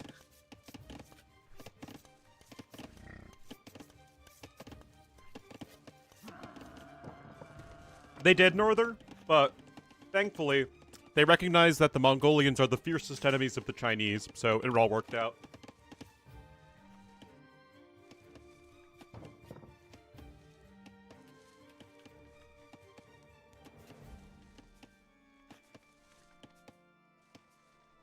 Kermit the Wolf is always with us. Anyway. So, Wei are an open map civ. Bohemians are a closed map civ.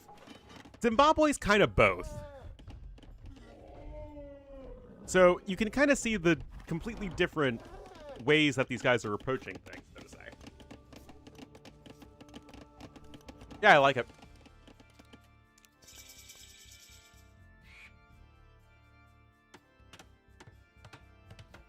Antagonist is just booming, man. Just being a boomer.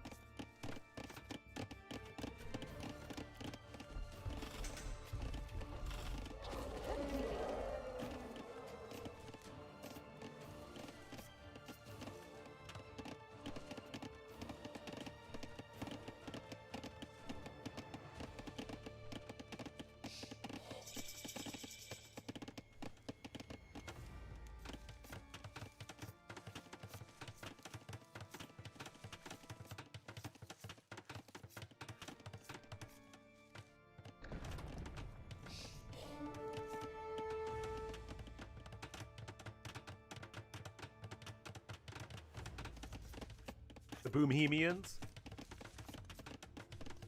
Huh.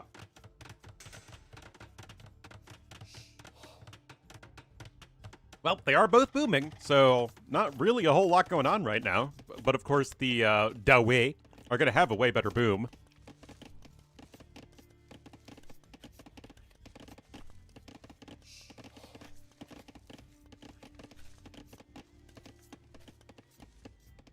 I mean, Bohemians have a comically better late game.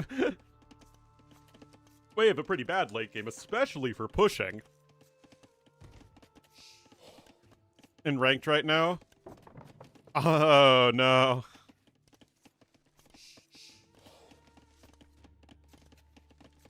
Oh, boy. That's pretty funny.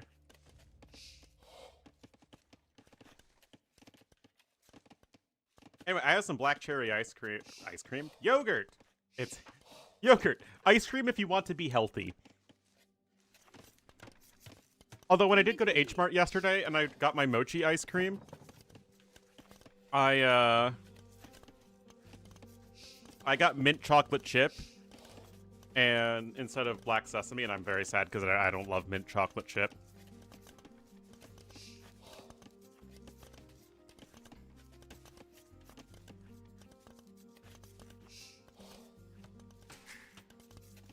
Last year, oh wow, that's crazy. They're on lowland by the looks of it. Lost to Bohemians? Yeah.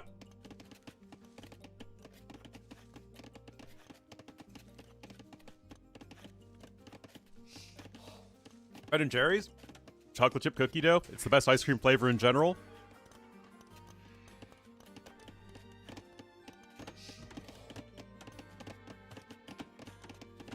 That is very impressive.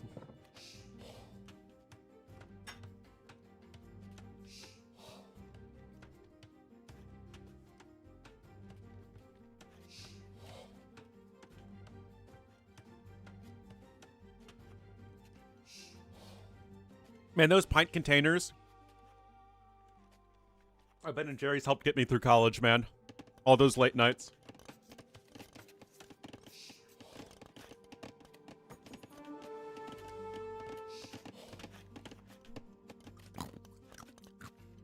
Oreo chunks, yeah. It's all good stuff. No, Ben & Jerry's is awesome, man. And it's a good company, too.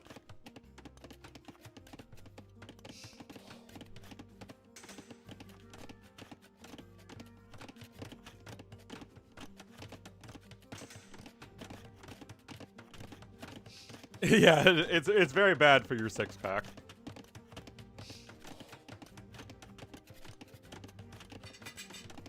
And it's very, very good for your short-term mental health. Let's say that. They want to get Ben & Jerry's? It's so good.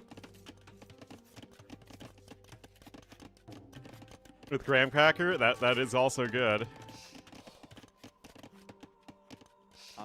Don't eat eggs? I thought ice cream doesn't have eggs in it. I thought eggs were in gelato. You never be stop eating. Oh boy. Anyway, obviously nothing too crazy happening in the game right now. Any more? Oh, the owner sold Ben & Jerry's? Oh no. I love eggs, yeah. I put some on my kimchi bokkeumbap yesterday. Cracking an egg on something is a good way to get some extra protein and umami flavor. Oh, Spearman, get the poke! Nope, no poke. I don't know, guys. Which civ is less evil, Bohemians or Way? Who do we cheer for now?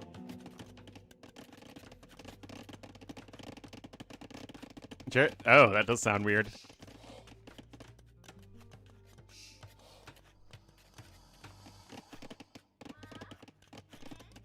And I'm like, in general, I think meat substitutes are perfectly fine.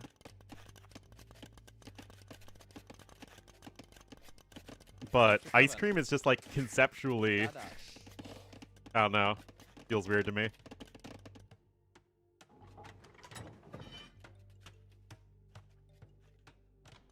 All right, castle time, baby. Ooh. Rip fried bacon, diced ham, cheese, spinach, onions. Oh, sounds good to me. Are the less evil after all? I know. Anyway, defensive castle's already in here for Antagonist. He's also faster up to the Imperial Age. Wait a minute, why is blue behind an eco? I mean, to be fair,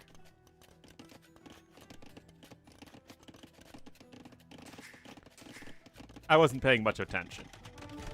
But, like, shouldn't the Way have a much better boom?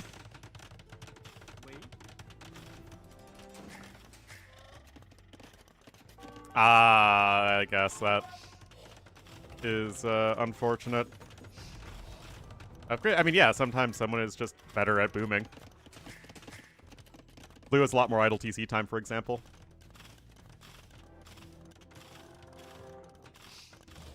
Alright, Siege Workshops are coming in.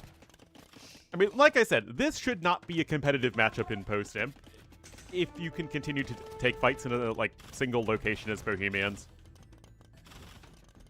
Halpulf needs to just obliterates the Way. That said, the map can play open. So Way still have those, at least that potential. Some potential, at least. To make something happen. I mean, like, Bohemians are okay at booming. I mean, getting essentially the Turk bonus plus Korean bonus can kind of cobble together a semi-decent boom. Still, it's not... It shouldn't be comparable to Way, is my point. I mean, yeah, he's still missing a lot of the eco upgrades.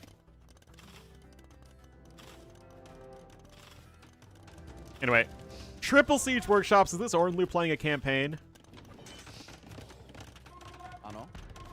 Random Watchtower? Okay. Pikeman coming in. We already have 2 Bombard Cannons out. You're going to need those Traction Trebs pronto status. Relic. Why do these guys not care about relics? There's a 1 relic for blue. As an antagonist, not blue the player. Alright, second Treb is out. We have some Tiger Cav. Where are the pikemen, of which there are only 2?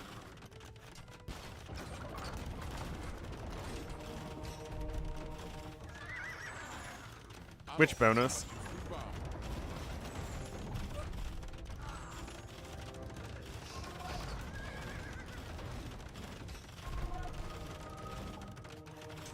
Yeah, Tiger Hammer aren't doing much.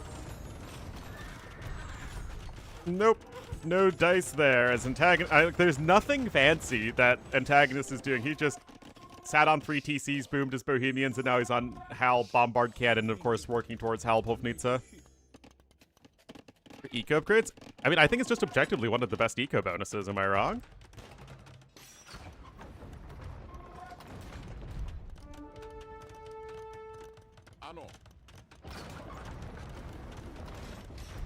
Ooh, that did some damage there. I mean, it's still pretty good when booming. Although, yeah, I guess it is much, much better for 1 TC.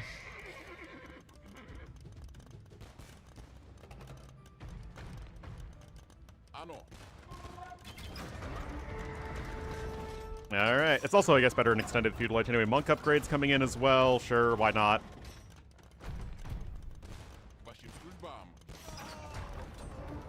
Getting lots of traction trebs out. Of course, that discount for the way is essential.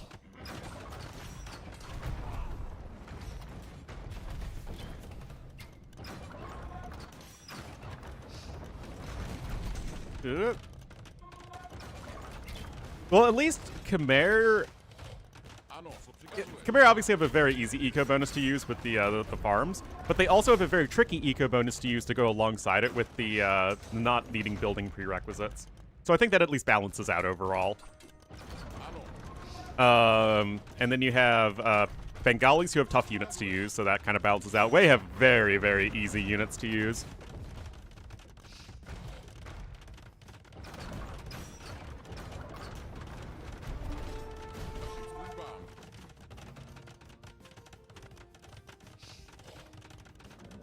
Guys, do you know what would be even better than Hofnitsa?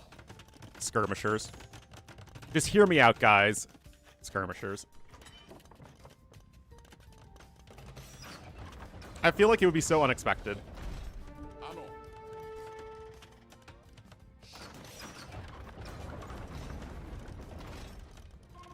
FC so quick. Yes, but you have to alter your build order to it. As far as eco bonuses and AoE goes, it's definitely one of the harder ones to use appropriately. Are players too boring? Both.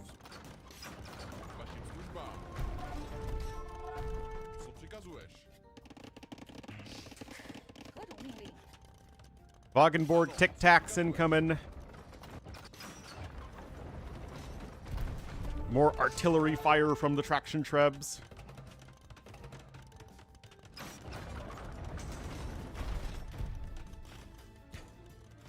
Yeah, they're just not very fun.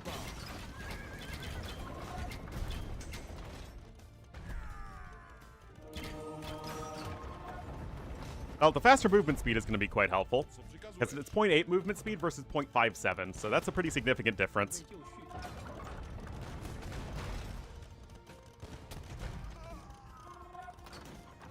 But the issue for Antagonist, in my opinion, right now, is he's just not working towards Hofnitsa. Hofnitsa itself is very important. That's sort of the cornerstone of your army. Because this itself is not really the most impressive army in the world.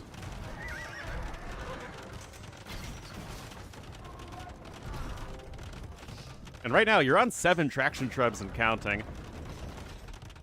Versus 3 bombard cannons, but again, we're still a ways off from Hofnitsa.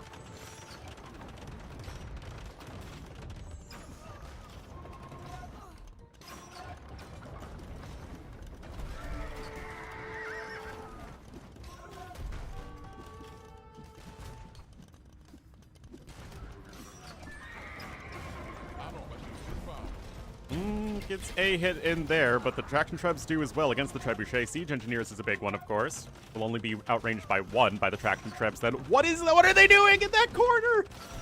What are you doing?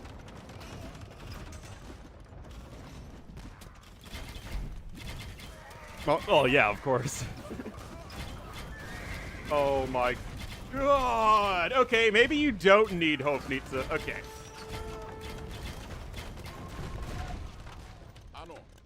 Maybe Hofnitsa are a silly unit that is not important.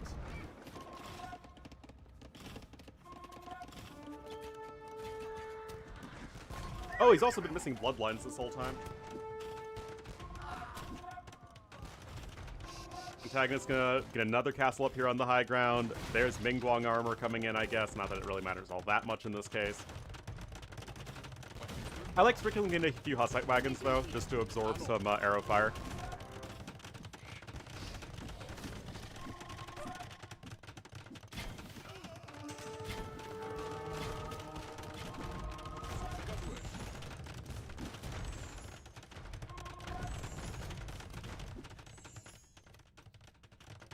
The Epstein list. I don't think any of you guys are rich enough for that.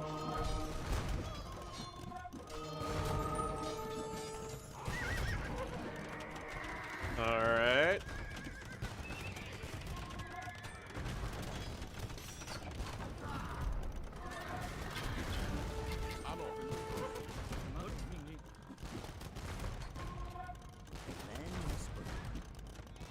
Hussar's incoming. I mean, we don't even have halves yet. But now you're gonna get basically all the gold taken away, because I don't think there's really much gold anywhere else. There's just 2 tiles over there. That's really it seems.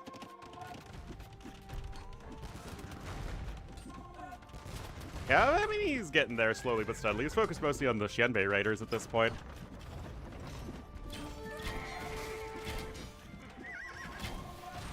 Alright, Hussar's coming in.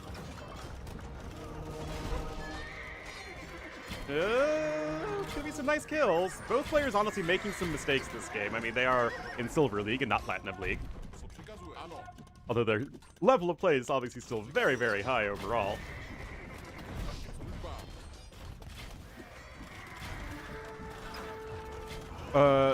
No, I don't think they have anymore. The issue is that they've all been heavily redacted, right?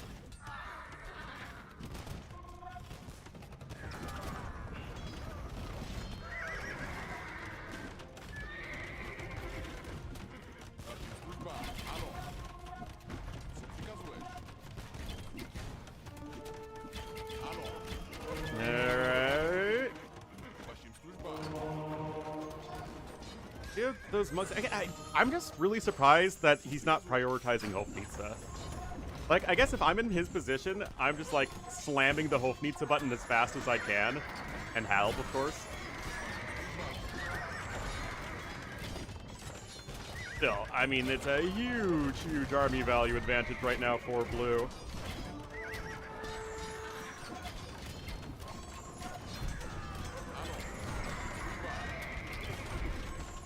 Clearly doesn't need it, that's for sure. He actually can't build the castle there. There we go.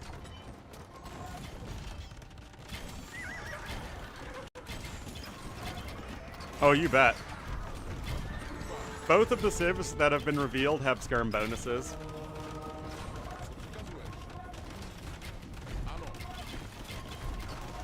Actually, wait, do 2P?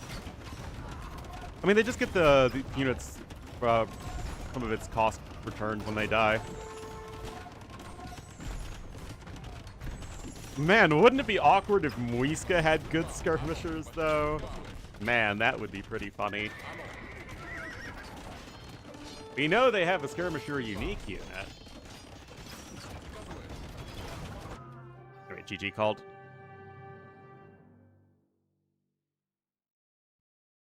Antagonist ties us up. Yeah, the fallen one, the pass-through one. And you can also build them with settlements. Exactly. You get a monk. We know they have a monk unit. Yeah, kind of a weird one because the Bohemians player just heavily outboomed the Wei player, and it just wasn't. Yeah, it's just Blue completely fell flat on his face.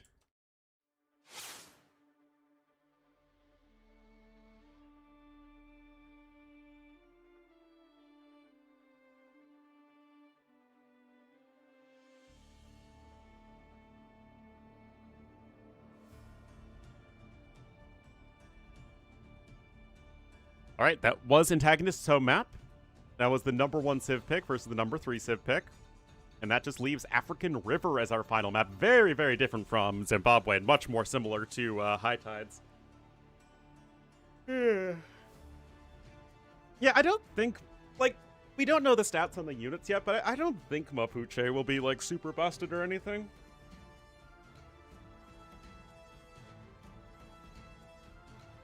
I don't see how. Unless, again, the unit stats are completely overtuned, but we don't know that.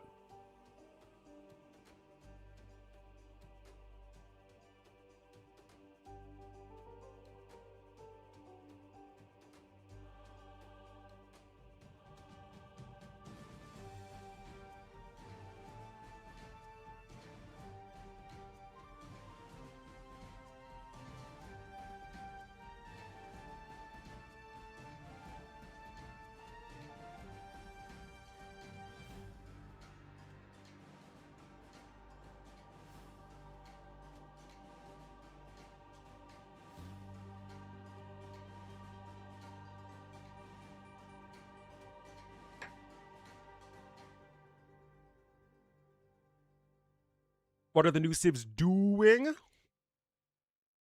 Well, I have 2 videos on them.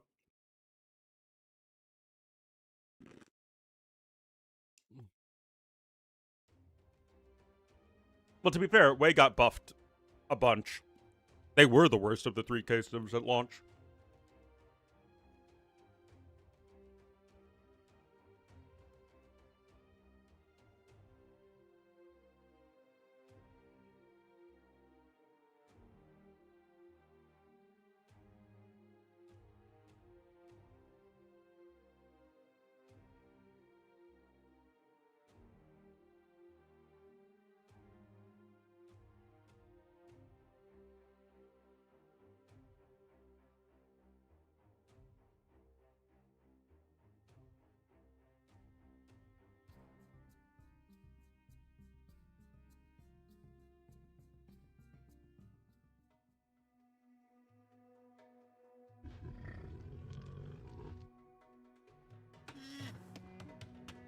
Best drip? Yeah, they do look cool.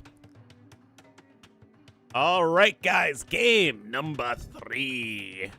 We will have Antagonist in the blue as the Romans to the east of the map, and to the west in the cyan as the Armenians. It will be blue. Interesting. Not civs we see a ton of on this map, at least that I've seen so far, but they both make a lot of sense. So you have Armenians, good men-at-arm and even longsword rushing potential. The mule carts are certainly going to be helpful with a lot of the hunt that's kind of staggered around here. Nothing wrong with that. Romans, it's a shorefish map to some degree, so you always want to play Romans, and again, they have a great men-at-arm rush, so. Although it's not like sort of the Japanese Wu Dravidians that I've seen the most of so far, or even Lithuanians, both civs make plenty of sense. Also, you can mule cart the middle. I saw this with Georgians, and I didn't really understand it. I don't understand this here either. Like, what is so special about these trees? Do they gather wood faster or something? And no, I never made a coolest unique unit because I like almost all the unique units, and it would be a very imbalanced list.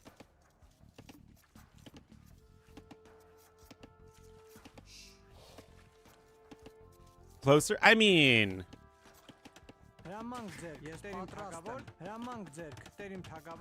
It is closer, but is it by such a significant margin that it's like... I don't know. Because you're going to need to move your villagers. 2400 tower shots? Yes, exactly. Lumber camps for Ganji? Yeah, but that was like a lumber camp all the way over here for some reason.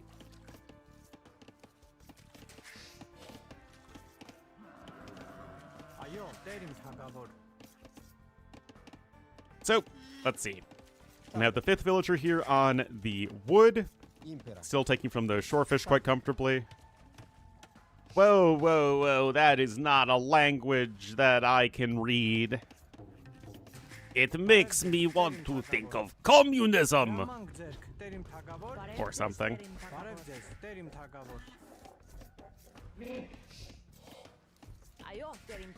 Alright.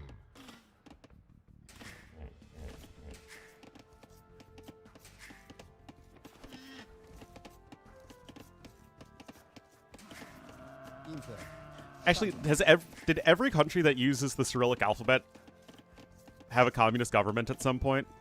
I think they had. They all did. So yes, it is the communism alphabet. Little bit scary. No loom, of course. Not at this early stage. He's gonna get it. Wow, very well done, Blue.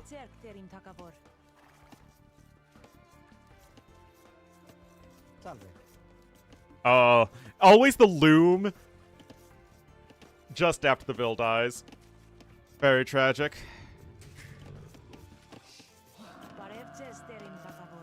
But yeah, Blue making things messy. Meanwhile, first fishing ship is also already out here for our cyan player, and not for our blue color player. I mean, just now, but, you know, this one's been out for a little bit. There's even the second one, so a 2-villager lead right now.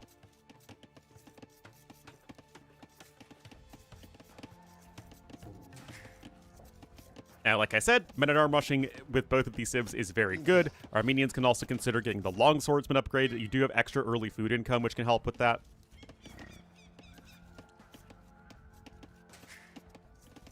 Certainly nothing to complain about so far for Cyan, except 16 seconds idle time, but that's because Blue is a big noob. And there's only so much one can do to handle a big noob. Big noob.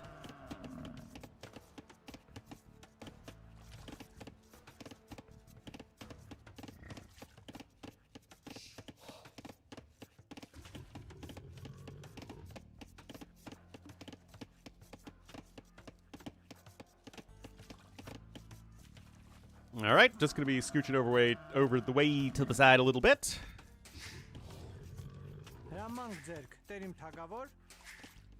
Doodle edge coming in. There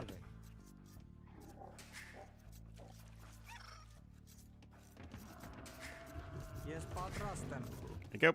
There's honestly a fair amount of idle time for Blue. Not ideal.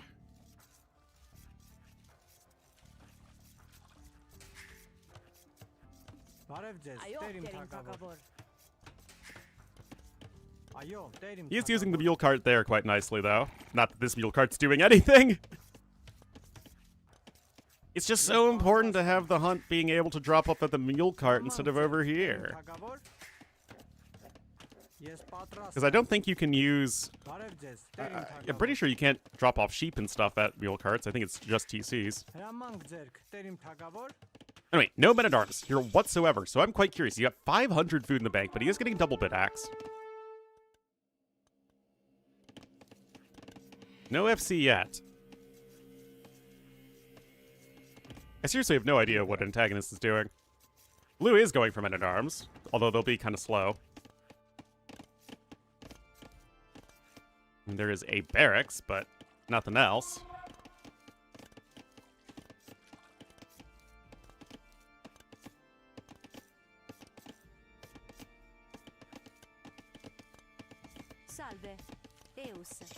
Eosen? Impera. Okay, there's an archery range. So both players probably a little delayed as opposed to what they would prefer. Defensive watchtower incoming now here for Blue. And there's a fire galley coming in for each player, but they are on opposite sides of the map with their docks, so it's a very long sailing distance. No forward docks or anything like that yet.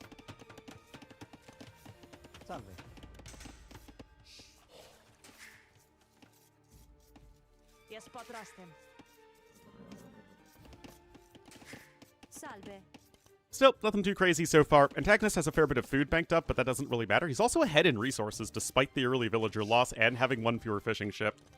Power of Romans, I guess. But there's longswords, and I was wondering if we'd be seeing that with the extra bit of food income you can get on this map. And that is going to be tough to deal with. Second archer is on the way. Longswordsman still 20 seconds away from completion. Will it actually be able to get any real damage done, though?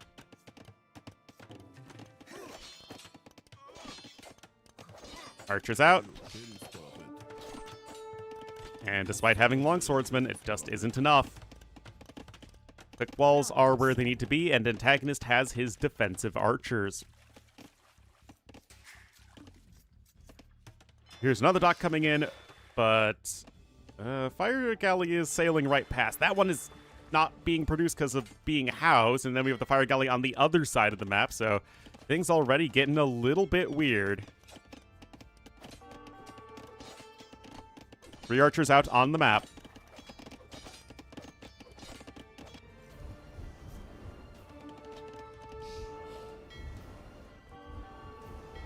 Both players are probably going to have to sail away with their fishing chips. Their fishing chips. Dock over there is getting threatened. 2 fire galleys to 1, but with 2 more on the way for blue. Where's his other dock? Oh, wait, it's right here. Duh.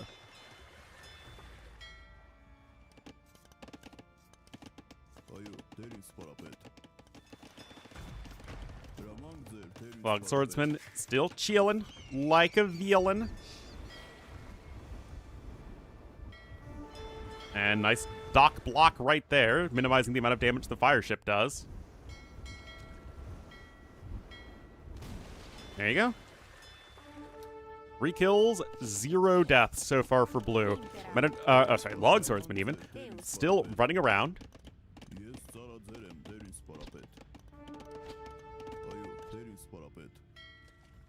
Might try and go after the fire galley here. But the archers are hot on their heels. There's a market coming in from an antagonist, and again, he's still ahead a little bit in resources, and it looks like Syed's own fire galley did go down right there.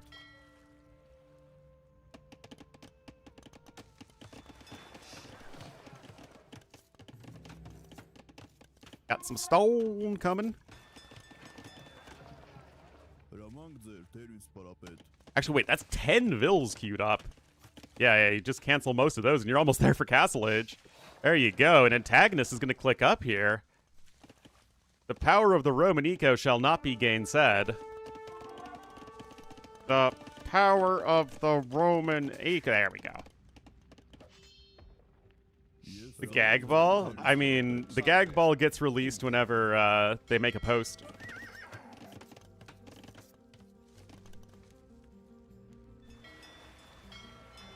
I mean, I don't have access to the DLC yet. Oh, big hit there from blue.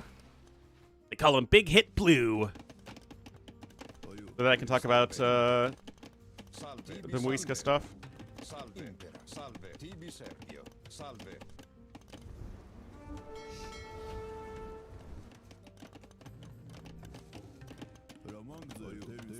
All right. Long swordsman there, still running away. But the real concern is, of course, just going to be castle... Wait, second archery range. I thought it'd be for, like, a siege workshop, or 2 siege workshops, even.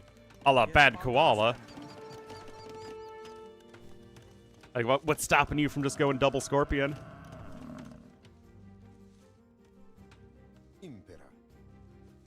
Like, what's blue going to do against that? Or you could just go crossbowman. That also works. Also, this mule cart not moving is disgusting. It is dégoûtant.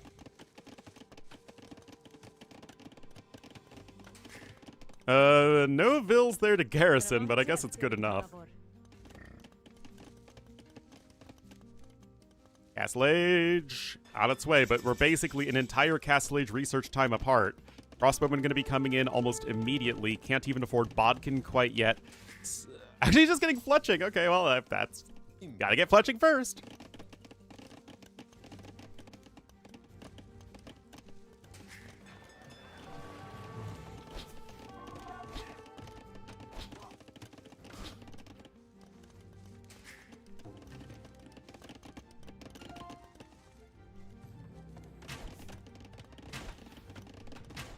Well, still no siege workshop yet. I'm kind of curious. Second TC here for Antagonist, actually going to be to the north. I mean, there's a lot of gold over here, to be fair. Oh, longswordsmen make their way in. They're going to find some more value, get 1 more villager at least. Ah, it was an overchop. Those acacia forests, man. We're going to be sailing down Warg Alley as well. Remember, we're 2 weeks exactly away from the DLC and the water rework. Speaking of good at AU2, I wish September. I truly do. but alas, that is not the case. Medium Warship Alley. It just isn't the same.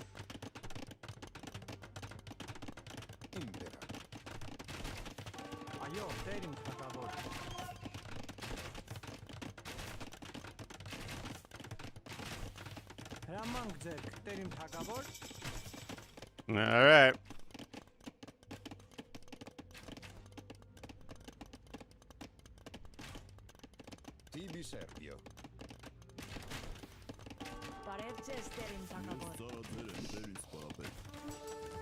Ah, there's the Siege Workshop. So Antagonist still looking to get his eco going a little bit. Blue actually still has the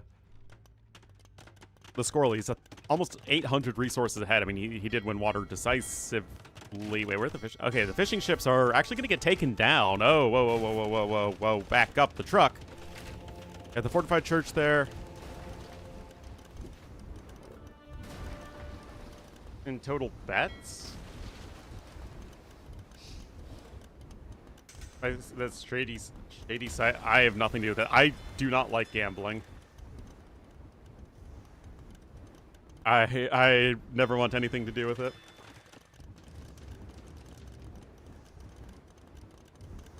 What do you think it would need to happen for the majority of the player base? I don't think it would ever happen.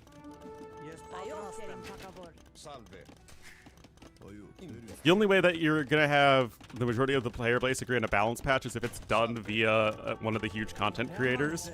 And none of the huge content creators would ever do it because it would mean not getting money from World's Edge.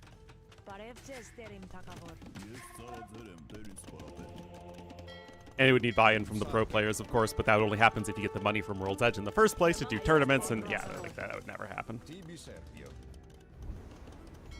For better or for worse, we're stuck with the live version.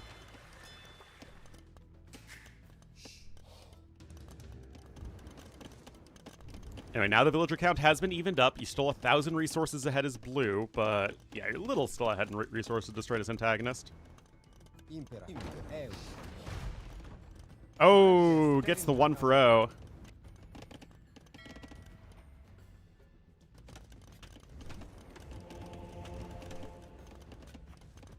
Only 2 vills on food for Blue right now.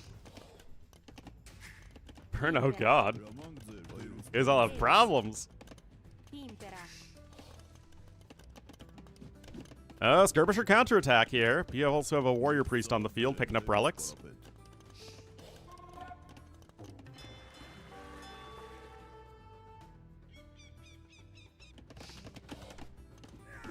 Not use infantry.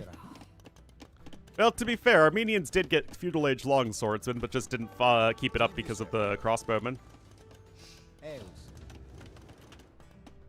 And Antagonist has just been playing Romans as if they're old Vikings.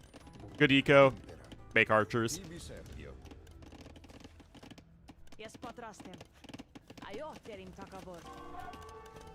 Still, those... Oh, castle time!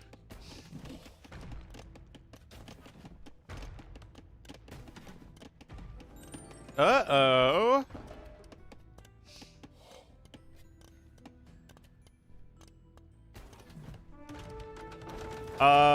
This is quite the castle, guys. Oh, my goodness. What does this mean? Gets the kill there.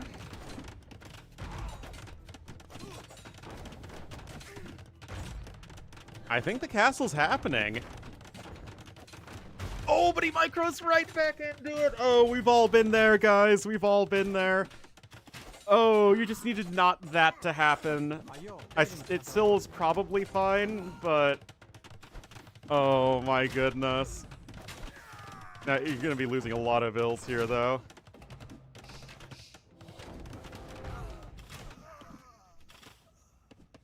He's beat it down, yeah. An Antagonist just taps out anyway! Blue takes the series, despite having a little bit of a doubt castle. Kind of a weird one, but hey, Blue gets the win. And we'll win the series 2-1, and let's check on that group, because again, we just kind of went from one series to the other.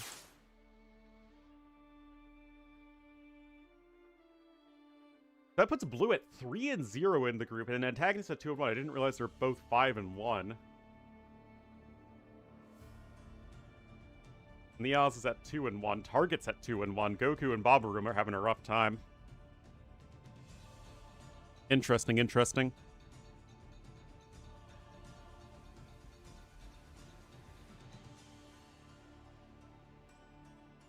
Yep, Blue's ahead. He's 3-0. And has a 7-2 overall record. So he's actually tied with Niaz, now that I look at it. But I think the next tiebreaker is match score.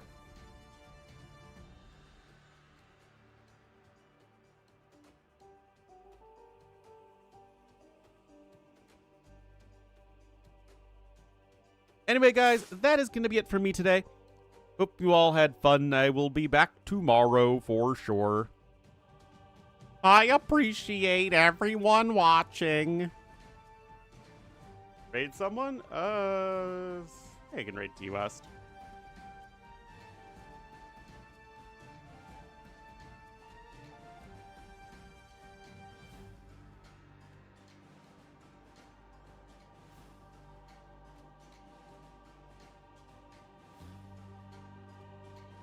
Beat some. I guess it depends if the tie break does head-to-head come first or overall map score. I mean, he wins either way.